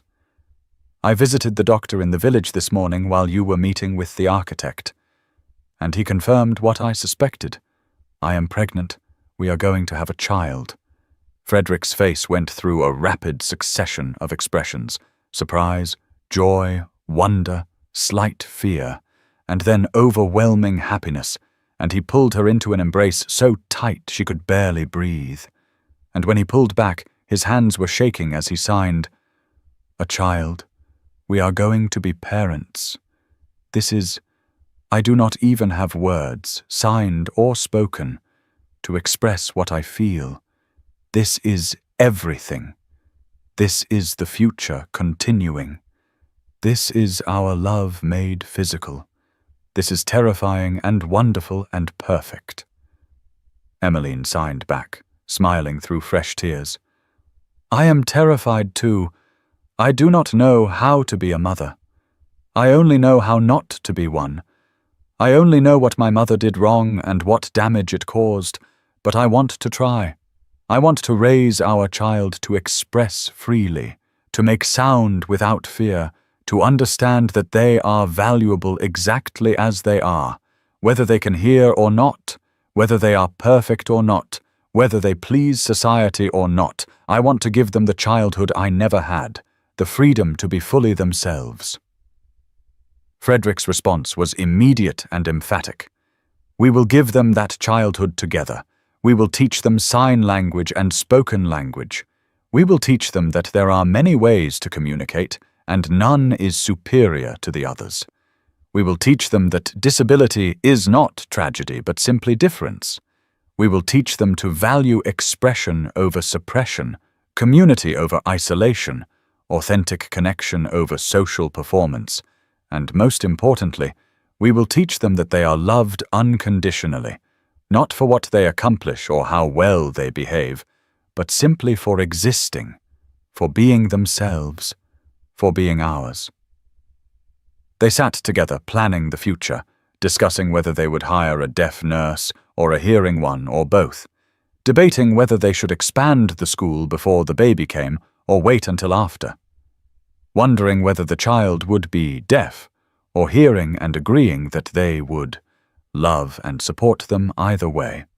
And through it all, Emmeline felt a peace she had never imagined possible, a sense that she was exactly where she belonged, doing exactly what she was meant to do, with exactly the right person beside her. Frederick signed. You have taught me something profound, something I did not fully understand before I met you. You have taught me that feeling is louder than sound, that the deepest communication happens not through ears, but through attention, through presence, through the willingness to truly see another person and value what you find there. I have been deaf since I was 14, and I thought I understood silence. But you taught me that there are different kinds of silence.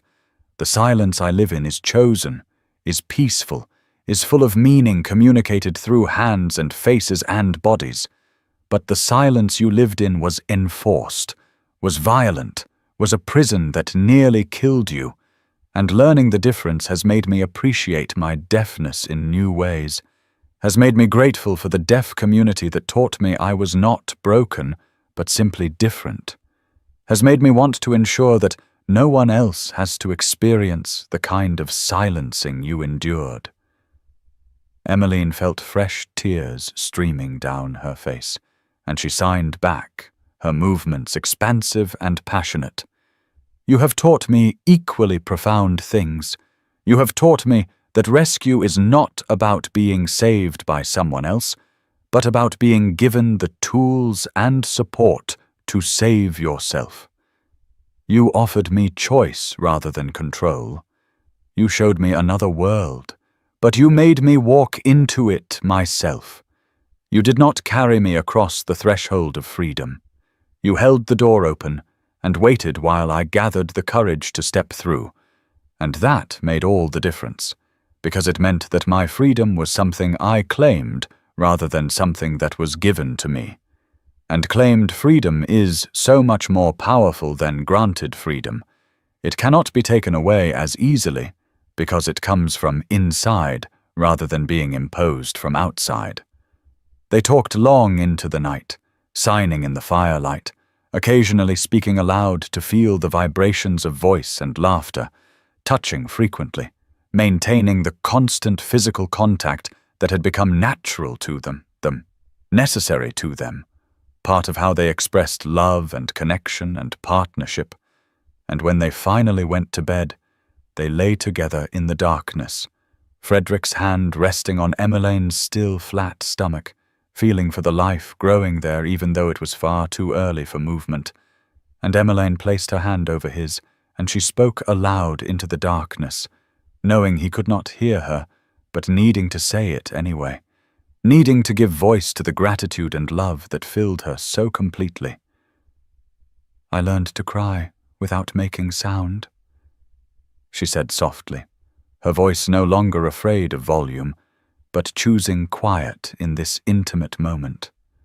"I learned that silence could be survival, that suppressing myself was the price of being allowed to exist. And then I met you, and I learned that silence could be chosen rather than enforced, that there was a whole community of people who lived in silence by necessity, but expressed themselves more fully than most, hearing people ever do. And then I learned that love hears what sound cannot carry, that the deepest communication happens through attention and presence and the willingness to truly see each other. And now I am teaching children what you taught me. That expression is a right, not a privilege, that silence is only oppressive when it is forced, that there are 1,000 ways to communicate, and none of them require making yourself small or quiet or acceptable to people who do not value you anyway." She felt Frederick's hand tighten on her stomach, felt him shift closer, felt his lips press against her temple. And though he could not hear her words, she knew he understood her meaning, knew he felt her love and gratitude and overwhelming happiness through the language of touch, through the vibration of her voice against his skin, through the peaceful silence they had chosen together, a silence that was not empty but full, not enforced but freely given, not a prison but a sanctuary. And in that silence, Emmeline finally, fully understood what Frederick had been trying to teach her from that first morning in the library, that being heard had nothing to do with sound and everything to do with being truly seen, truly valued, truly loved for exactly who you were beneath all the performance and pretense. And she had been heard, had been seen, had been loved. And in return, she had learned to hear not with ears, but with heart, to see not just surfaces, but depths, to love not the performance, but the person. And that, she thought as sleep finally claimed her, was the greatest transformation of all, not learning to make sound, but learning to value what sound could never fully express, the profound connection between two people who had learned each other's language, who had chosen each other freely, who had built together a life based not on silence or sound, but on the kind of communication that transcended both, the language of genuine attention, of authentic presence, of unconditional love. And it was, she knew, the most beautiful language she would ever learn.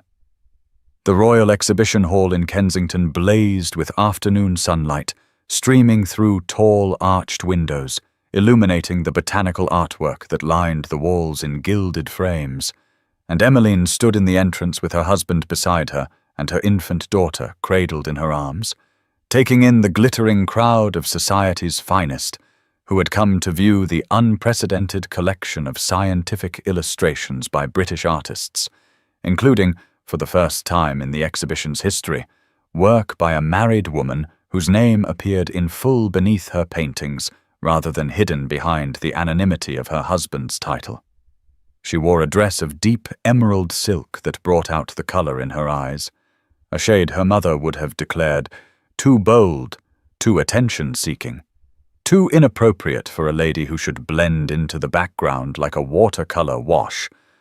But Emmeline had chosen it, deliberately, had stood before the mirror in her dressing room that morning and smiled at her own reflection, at this woman who wore vibrant colors and laughed openly and signed with her hands even while speaking, and made no effort whatsoever to diminish herself, to make others comfortable.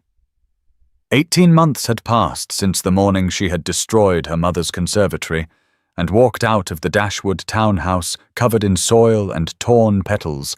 18 months since she had married Frederick in the Duke of Brandon's private chapel with only a handful of witnesses present. 18 months since she had begun the slow, difficult, exhilarating work of learning to live loudly, to express fully, to exist without apology or shame or the constant fear that making sound would result in punishment. Those months had been spent primarily at Frederick's country estate in Kent, far from London's prying eyes and endless social obligations, in a household that operated by different rules than the ones Emmeline had grown up with, where servants were treated with respect rather than invisible obedience, where the deaf members of the staff communicated freely in sign language, where expression was celebrated and authenticity valued above performance, where Emmeline had slowly, gradually learned to trust that she would not be punished for taking up space, for having opinions, for crying loudly when she needed to cry, and laughing loudly when she needed to laugh, and sometimes just sitting in chosen silence that was peaceful rather than enforced. She had spent those months working on her botanical illustrations with a focus and dedication that would have been impossible in her mother's house, had expanded beyond orchids to document the wild flowers and herbs and trees of the Kent countryside, had developed a style that combined scientific accuracy with artistic beauty in ways that caught the attention of the Royal Botanical Society.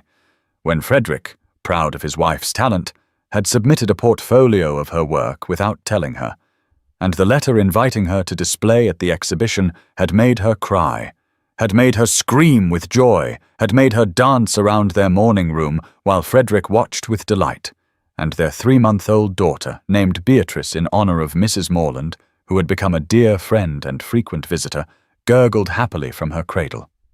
The invitation to exhibit had also meant returning to London, facing the society that had once defined her worth entirely by her marriageability and her ability to perform acceptable femininity, facing her mother, who had not spoken to her since the wedding, who had attended the ceremony with a face like carved stone and left immediately afterward without offering congratulations or acknowledgement, who had apparently spent the intervening months telling anyone who would listen that her daughter had been seduced and manipulated by a disabled man who preyed on vulnerable young women, and Emmeline had been terrified of this return, had lain awake nights worrying that seeing her mother again would undo all her progress, would send her spiraling back into silence and submission. But Frederick had held her and reminded her that she was not the same woman who had left London, that she had spent 18 months practicing freedom, that she could choose to leave at any moment if the experience became too much, and his confidence in her had given her the courage to accept the invitation, to prepare her work for display, to pack her vibrant dresses and her sleeping daughter, and return to face the world that had nearly destroyed her. Now, standing in the exhibition hall surrounded by the cream of London society, Emmeline felt remarkably calm, felt grounded in her body in a way she never had before, felt Frederick's steady presence beside her like an anchor, felt baby Beatrice's warm weight in her arms like a reminder of the future she had built rather than the past she had escaped. And she moved forward into the crowd with her head high and a genuine smile on her face that had nothing to do with performance and everything to do with authentic pleasure at seeing her work displayed so beautifully, so publicly, so proudly under her own name. The reaction to her arrival rippled through the crowd like a stone dropped in still water, people turning to stare at the Duchess of Wentworth, who had caused such scandal 18 months ago by breaking her engagement mere days before the wedding, by marrying instead a deaf duke, by disappearing to the country and refusing all social invitations, by living entirely outside the bounds of acceptable society. And the whispers started immediately, the sort of vicious gossip that would have destroyed Emmeline once upon a time, but now merely amused her. She could see the matrons leaning together and speculating about whether the child was truly the Duke's, or perhaps conceived before the wedding. Could see the young ladies eyeing her dress with envy and disapproval in equal measure, could see the gentlemen assessing her with the sort of calculation that suggested they were wondering if a woman who had defied convention once might be persuaded to do so again in ways that would benefit them. Frederick could not hear the whispers, but he could read the room's energy through visual cues, through the way people shifted and stared and leaned toward each other, and he signed to Emmeline with a wry smile. "They are talking about us. Should we give them something more interesting to discuss? Perhaps I could kiss you scandalously in the middle of the exhibition hall." Emmeline laughed aloud, a sound that turned more heads, and she signed back while speaking, her voice carrying clearly across the suddenly quiet space. "I think my botanical illustrations are scandal enough for one day, but I appreciate the offer. Perhaps we can save the scandalous kissing for later, when we have fewer witnesses." The sight of the Duchess both speaking and signing simultaneously seemed to confuse many observers, who clearly did not understand why she would bother with hand movements when her husband could simply read her lips. But Emmeline had learned over the past months that signing while speaking helped her feel more fully expressed, helped her engage her whole body in communication rather than just her voice, helped her stay grounded and present rather than retreating into the old patterns of disconnection and performance. She moved toward the wall where her work was displayed, and as she approached, she felt her breath catch at the sight of her paintings mounted in elegant frames. The botanical illustrations she had created in stolen hours and hidden away from her mother's disapproval, now displayed for all of London to see, each one labelled with a brass plaque that read, "Lady Emmeline Wentworth, Duchess of Wentworth," and seeing her name there, her own name rather than merely her husband's title, her identity claimed publicly rather than subsumed into marriage, made tears spring to her eyes, the happy kind of tears that she had learned to distinguish from the pain kind, the release kind, the rage kind, all the different emotional expressions that she had once compressed into silent weeping, but now could identify and honor as distinct experiences.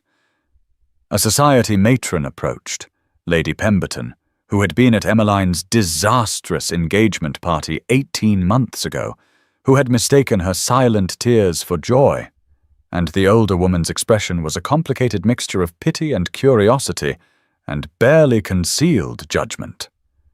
"Duchess," she said, her tone suggesting she was doing Emmeline a great favor by acknowledging her at all.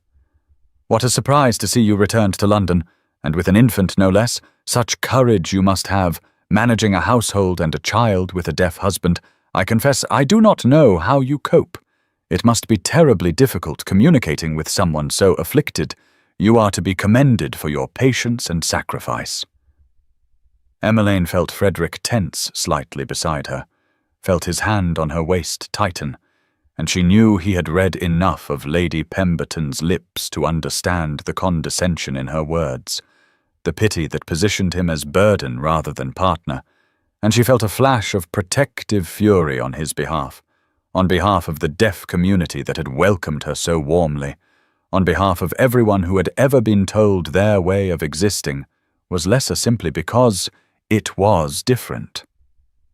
She shifted Beatrice in her arms and met Lady Pemberton's eyes steadily, her voice clear and firm and entirely without the apologetic tone that would have colored it 18 months ago. "Such blessing I have," she said, each word deliberate and weighted with meaning. "My husband hears me better than any hearing man ever has. He feels every tear on my face and every joy in my heart.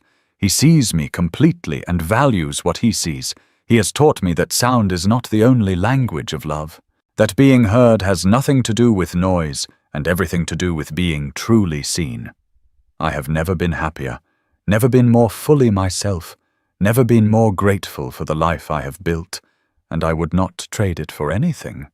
Lady Pemberton looked taken aback by this passionate defense, clearly expecting Emmeline to demur or make self-deprecating remarks about managing as best she could, and she opened her mouth to respond, but Emmeline had already turned away, had dismissed the conversation as finished, had chosen to spend her attention on her artwork rather than on someone whose judgment meant nothing to her, and the power of that choice, the freedom of simply walking away from a conversation that did not serve her, made her feel strong in a way that would have been impossible before Frederick taught her that she could choose where to direct her energy, that she was not obligated to engage with everyone who demanded her attention.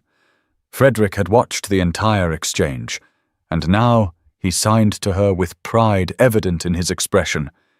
"You were magnificent. You did not apologize. You did not diminish yourself. You stood firm in your truth. I am so proud of the woman you have become, the woman you were always meant to be beneath all that imposed silence." Emmeline signed back, one-handed since Beatrice occupied the other arm. "I learned from the best. You taught me that I do not owe anyone my performance, that I can simply be authentic and let them be uncomfortable with it if they choose. It is remarkably freeing to stop trying to manage other people's feelings about my existence."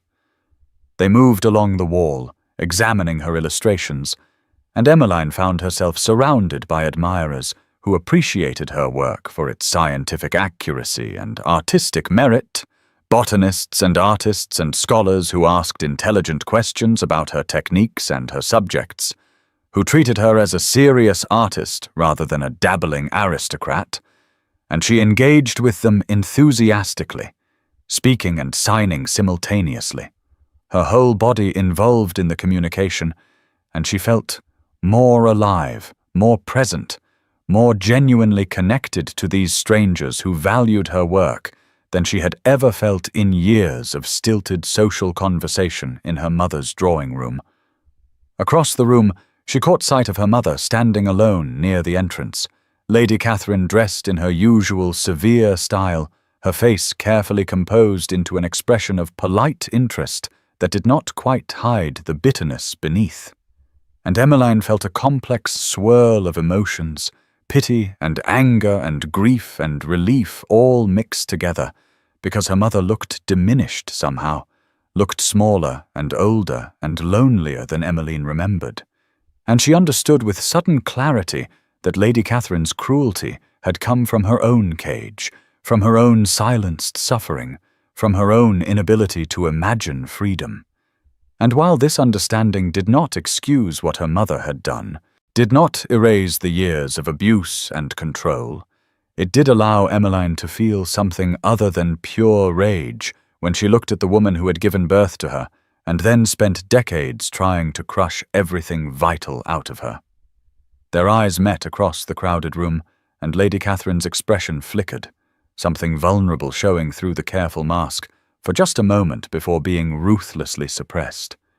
And Emmeline saw in that flicker the echo of her own old pain, the learned silence, the swallowed feelings, the performance of contentment while dying inside, and she felt a wave of pity for her mother, for this woman who had never learned to break her own chains, who had transferred her suffering onto her daughter rather than fighting for freedom, who would die in the cage she had built for herself because she lacked the courage or the support or the imagination to envision anything different.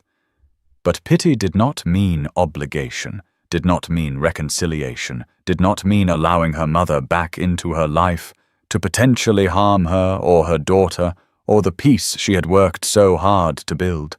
And Emmeline held her mother's gaze for a long moment, acknowledged the pain they shared, acknowledged the cycle of trauma that Lady Catherine had perpetuated, and then she deliberately turned away, chose to focus on the people who celebrated her rather than the person who had spent years trying to destroy her. And in that turning away, she felt the final thread of her mother's control snap, felt herself fully free in a way she had not quite achieved until this moment of choosing to walk away. Not in fear or anger, but in calm recognition that some relationships are too poisonous to maintain, that she had no obligation to set herself on fire to keep her mother warm. She moved deeper into the exhibition hall, and as she turned a corner, she came face to face with Edmund Whitmore, Viscount Whitmore, who stood before one of her paintings looking wan and tired and significantly older than his 34 years. And beside him stood Lydia, no longer golden and glowing but pinched and bitter, wearing a dress that had been expensive once but now showed signs of wear, and the couple looked at each other with the sort of mutual resentment that spoke of years of disappointment compressed into 18 short months.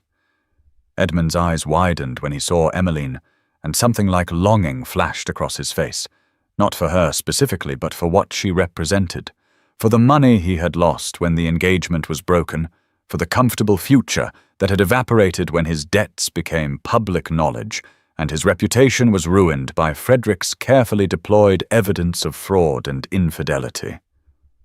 "Emmeline," he said, attempting to infuse his voice with warmth that rang completely false. "You look well. Marriage clearly agrees with you. I had hoped we might have a moment to speak, to perhaps clear the air between us. We were friends once. Before everything became so complicated." Emmeline looked at him, at this man who had kissed her cousin in the garden while engaged to her, who had struck her face and whispered crude threats about their wedding night, who had seen her as nothing more than a financial convenience and a body to use as he pleased, and she felt nothing. No anger, no pain, no fear, no curiosity about what he might want to say, only a mild detachment, as though looking at a stranger who had no connection to her life whatsoever. She shifted Beatrice in her arms, the weight of her daughter grounding her, reminding her of everything she had built in the space where Edmund's cruelty might have destroyed her if she had not found the courage to escape, and she spoke with perfect calm and absolute finality. "I am well, Lord Whitmore. I wish you good day." The dismissal was complete, was delivered without emotion or elaboration, without any opening for further conversation, and she walked past him without waiting for a response, moved past Lydia, who watched with obvious envy, and she did not look back, did not wonder what they thought or felt or wanted, did not spare them another thought beyond a vague sense of relief that she had escaped the future they represented, the slow death of silent suffering in a marriage based on lies and financial necessity and mutual contempt. Frederick caught up to her near the center of the exhibition hall, where a large canvas displayed her most ambitious work, a detailed illustration of an ancient oak tree, with every leaf and branch and root rendered in exquisite detail. And he signed, "I saw you speak with your former betrothed. Are you well? Did he upset you?" Emmeline signed back with a genuine smile. "I am perfectly well. He is nothing to me now, less than nothing. A stranger whose path I once nearly followed to my own destruction. I feel no anger toward him, only gratitude that I escaped, only relief that my life is nothing like what it would have been if I had married him, only joy that I chose you instead, chose freedom instead, chose life instead of slow death." Frederick pulled her close, mindful of Beatrice between them, and he kissed her forehead, a gesture of tenderness and respect and deep abiding love. And around them, the society matrons gasped and whispered about such public displays of affection, about how the deaf duke had no sense of proper behavior, about how the duchess should be mortified by such attention. But Emmeline only laughed, only leaned into her husband's embrace, only felt grateful for a man who showed his love openly, rather than hiding it behind propriety and performance. They stood together before her artwork, and Frederick signed, "Are you happy we came? Are you glad you returned to London? Was it too difficult facing your past?" Emmeline looked around the exhibition hall, at the glittering crowd that had once defined her entire world, at the people who still lived in cages of propriety and performance, who still measured their worth by society's approval, who still swallowed their feelings and maintained pleasant expressions while dying slowly inside. And she understood that she had needed this return, had needed to see that she was free while they remained imprisoned, had needed to prove to herself that her transformation was real and lasting, that she could face her past without being pulled back into it, that she had built a life that was genuinely better than anything this world could have offered her if she had stayed silent and obedient and trapped. Yes, she signed back to Frederick, her movements expansive and confident. I am happy we came. I needed to see that I am free, that they are all still in cages they built themselves.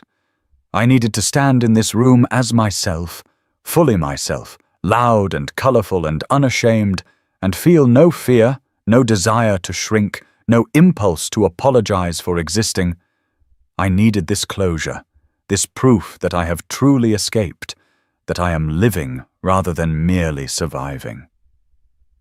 Baby Beatrice stirred in her arms and made a small sound, and Emmeline looked down at her daughter, at this tiny person who would grow up in a household where expression was celebrated, where crying was allowed, where making sound was encouraged rather than punished, where she would learn sign language alongside spoken English, where she would see her father's deafness not as disability, but as difference, where she would be taught that being heard had nothing to do with volume, and everything to do with being truly seen.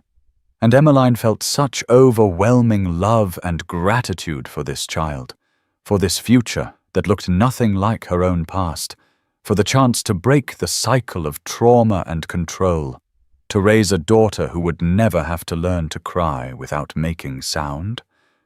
The afternoon sun shifted, streaming through the tall windows at a new angle, illuminating Emmeline's botanical illustrations with golden light, and she thought about the journey that had brought her here, from the conservatory where she had witnessed Edmund's betrayal to the library, where Frederick had first noticed her silent tears, from the bright room in Bermondsey where she had screamed for the first time, to the destroyed orchids that had symbolized her breaking chains, from the small private chapel where she had married Frederick, to the country estate where she had slowly learned to live loudly, and finally, to this moment, standing in the Royal Exhibition Hall with her husband beside her and her daughter in her arms, and her artwork displayed under her own name, proof that she had not only survived, but thrived, that she had transformed from silent victim to empowered woman, that she had claimed her voice and her life and her right to exist fully and without apology. She thought about the title that had defined her journey, about learning to cry without making sound because silence was survival, about the years of swallowing her feelings to avoid punishment, about the training that had taught her to die quietly so as not to inconvenience anyone with her pain. And she thought about Frederick, about the deaf duke who could not hear her tears, but who felt every single one on her face, who had taught her that being heard was about being seen, about being valued, about being loved for her authentic self rather than her ability to perform contentment. And she understood that the real miracle of their relationship was not that he had rescued her, though he had helped her escape, but that he had taught her to rescue herself, had shown her that she had always had the power to choose freedom, had simply needed someone to believe in her enough that she could begin to believe in herself. As the afternoon wore on, as more admirers approached to discuss her work, as Frederick translated for deaf visitors who appreciated her art and her fluent signing, as baby Beatrice slept peacefully in her arms, Emmeline felt a deep sense of completion, of having come full circle, of having returned to the world that had nearly destroyed her, and discovering that it no longer had any power over her, that she had built something stronger and truer and more beautiful than anything this glittering society could offer, and she knew with absolute certainty that she would never again cry without making sound unless she chose to, that she would never again silence herself to make others comfortable, that she would never again accept a cage when she could choose freedom, because she had learned, finally and completely, that being heard had nothing to do with sound and everything to do with being seen, and she was seen, deeply and truly seen, by her husband and her chosen community, and most importantly by herself. And in being seen, she had been heard in ways that transcended noise, had been valued in ways that transformed her life, had been loved in ways that made her whole. The exhibition would continue for weeks. Her artwork would be discussed and admired, and eventually purchased by the Royal Botanical Society for their permanent collection. Her name would become known in scientific and artistic circles as a serious illustrator rather than a dabbling aristocrat, and she would continue to work, to create, to document the natural world with precision and passion. But in this moment, standing in the golden afternoon light with Frederick beside her and Beatrice in her arms, Emmeline felt only gratitude, only joy, only the deep, bone-certain knowledge that she was exactly where she was meant to be, living exactly the life she was meant to live, loving and being loved in return, free and loud and unashamed. And the tears that fell now were happy ones, were tears of relief and triumph and overwhelming emotion. And she made no attempt to hide them, made no attempt to cry without sound, because she had finally learned, after 26 years of silence and 18 months of freedom, that her tears were valid, that her feelings mattered, that her voice deserved to be heard whether through sound or sign or art, or simply the authentic expression of her genuine self. And she was heard, she was seen, she was free, she was loved. And that, she thought, as Frederick wiped a tear from her cheek, and smiled at her with such tenderness, it made her heart ache. That was everything. That was the whole world. That was the life she had chosen and fought for and built from the ruins of the cage she had destroyed. And it was beautiful, and it was hers, and it was enough. It was more than enough. It was everything she had ever needed and more than she had ever dared to dream possible.